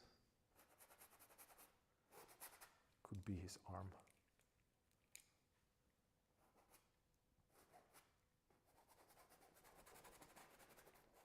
Somewhere here. Somewhere there. So let me just place it there. And then probably that's going to be it for today because I can barely see. And makes no sense for me to continue if I can't really paint or see anything. But it's starting to make sense. So this would be a new hand, new position for a hand. And you can see how much, well, how little and how much we did actually simultaneously. Because this requires a lot of adjustment and movements. And I don't think that that's a problem. I think the problem is to convince yourself that you have to do it. Right? That's, well, maybe not right. That's my flaw. That's my flaw in the logic or in the painting that I do. I like to throw things on the canvas and see which parts are working and which aren't. So this is where I am right now. Maybe actually I can push a little at the one so I can put it next to each other. Oops. Okay, this is barely working.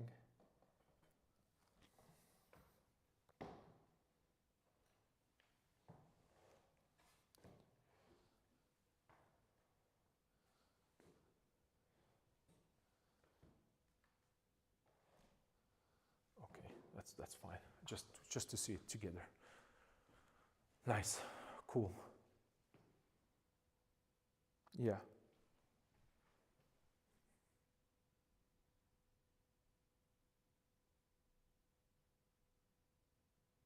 Yeah, and he could hold stuff as well. So check this out. I'm thinking, because I want to connect it. So this is what I'm thinking. This is here, this direction, right? Which is in slight angle, slightly diagonally, right? This is almost vertical.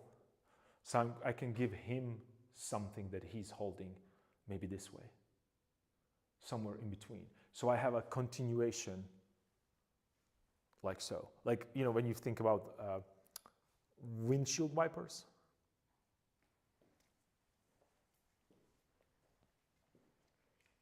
to add a little bit more detail, but not detail, wrong, I'm taking it back. A little bit more of a design more things, because I need kind of these walking sticks being there, because I think that they use them. I'm pretty sure that they use them. Like if a walking stick, or like if you think about Nordic walking, it's still being used today, so it must be a helpful thing. So. Yeah, I think this is going to be it for today because I really can't see. Just to, World of Orange, just to bring it back. It's not as bad as it used to be, but it's still pretty bad. This is for those of you who guys don't know, this is what happens this is the difference between when you work from a natural light and then from artificial. Give it a second. Camera is going to adjust itself, but it's going to be all orange and it's completely different painting. Let me just turn on all the lights in the studio. Right, so this is how dark it is again here in the studio. Anyway, yeah, I think this is, remember last time when I was painting, I told you that I'm pretty happy with what was happening, and the proof is in the pudding, because it very quickly, I kind of, put this together, very quickly when I was talking too much. That's why I'm saying that very quickly. And also, we're kind of in the same zone when it comes to color, right? That's perfect. And also, I've figured out the motion of his hand. Also, another plus is to having a little something holding. It doesn't have to go all the way up. It might be only till here, which would give me another different position for a hand, because, you know, it's just the hand that is just only dropping down is not really what I want. And then I think I should start working on this guy, bring it a little lighter, little forward, and start working on the portrait. I think a majority of difficulties with composing a scene, I think we're very close to finish. Very close to finish. Yeah, this was I don't want to get into sentimental stream. But it's gonna happen. So I warned you about that. And sentimental, why? Because it's 1 year of your work, and it's just it's a part of your identity for a year. So it's kind of difficult to suddenly cut it off and start working on something else. So and that's why I don't have one project and then I stop and start another one. There's a bunch of other projects that I'm working on simultaneously. But since this happens to be priority, I really pushed myself to work on this. So yeah, but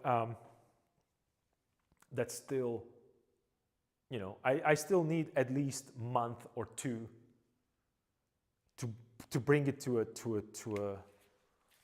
a stage that I really want to. So yeah, thank you for joining me. Thank you for being here during the stream. Thank you for Aika and her raid party. It was awesome. Some of you stayed and joined, and that's awesome. Remember, this is more like an atelier setup or studio setup. I'm trying to respond. I'm trying to communicate with you as much as I can, but ultimately, I would love you to actually paint alongside with me. We can, you know, end the creative discourse. So I hope that all of you that are watching are actually painting alongside, because as I used to say at the beginning of every stream, this stream has no actual entertainment value whatsoever, but it has enormous power of exchanging information, giving you know, these different topics and different ideas and constructive criticism. It's so important. So yeah, I really thoroughly enjoyed today's stream session. I'm gonna continue working on the different projects, but I don't want to promise you to be here tomorrow, but I'll do everything that's possible to be here at the usual time. And if you, from those of you guys who from those of you who don't know, I stream simultaneously also on YouTube, but it's mostly for a library, so you can find, I think it's 100 videos already there. So you can check out the progress if you're really interested in how long this particular journey was for me. So yeah, I hope you to. I'm trying to put the so many things, and I'm forgetting to breathe. Let me start one more time. I hope that you are doing great with your own work, and as always, I'm looking forward to see you next time. So stay cool and be safe, and I'll see you later. Take care. Bye.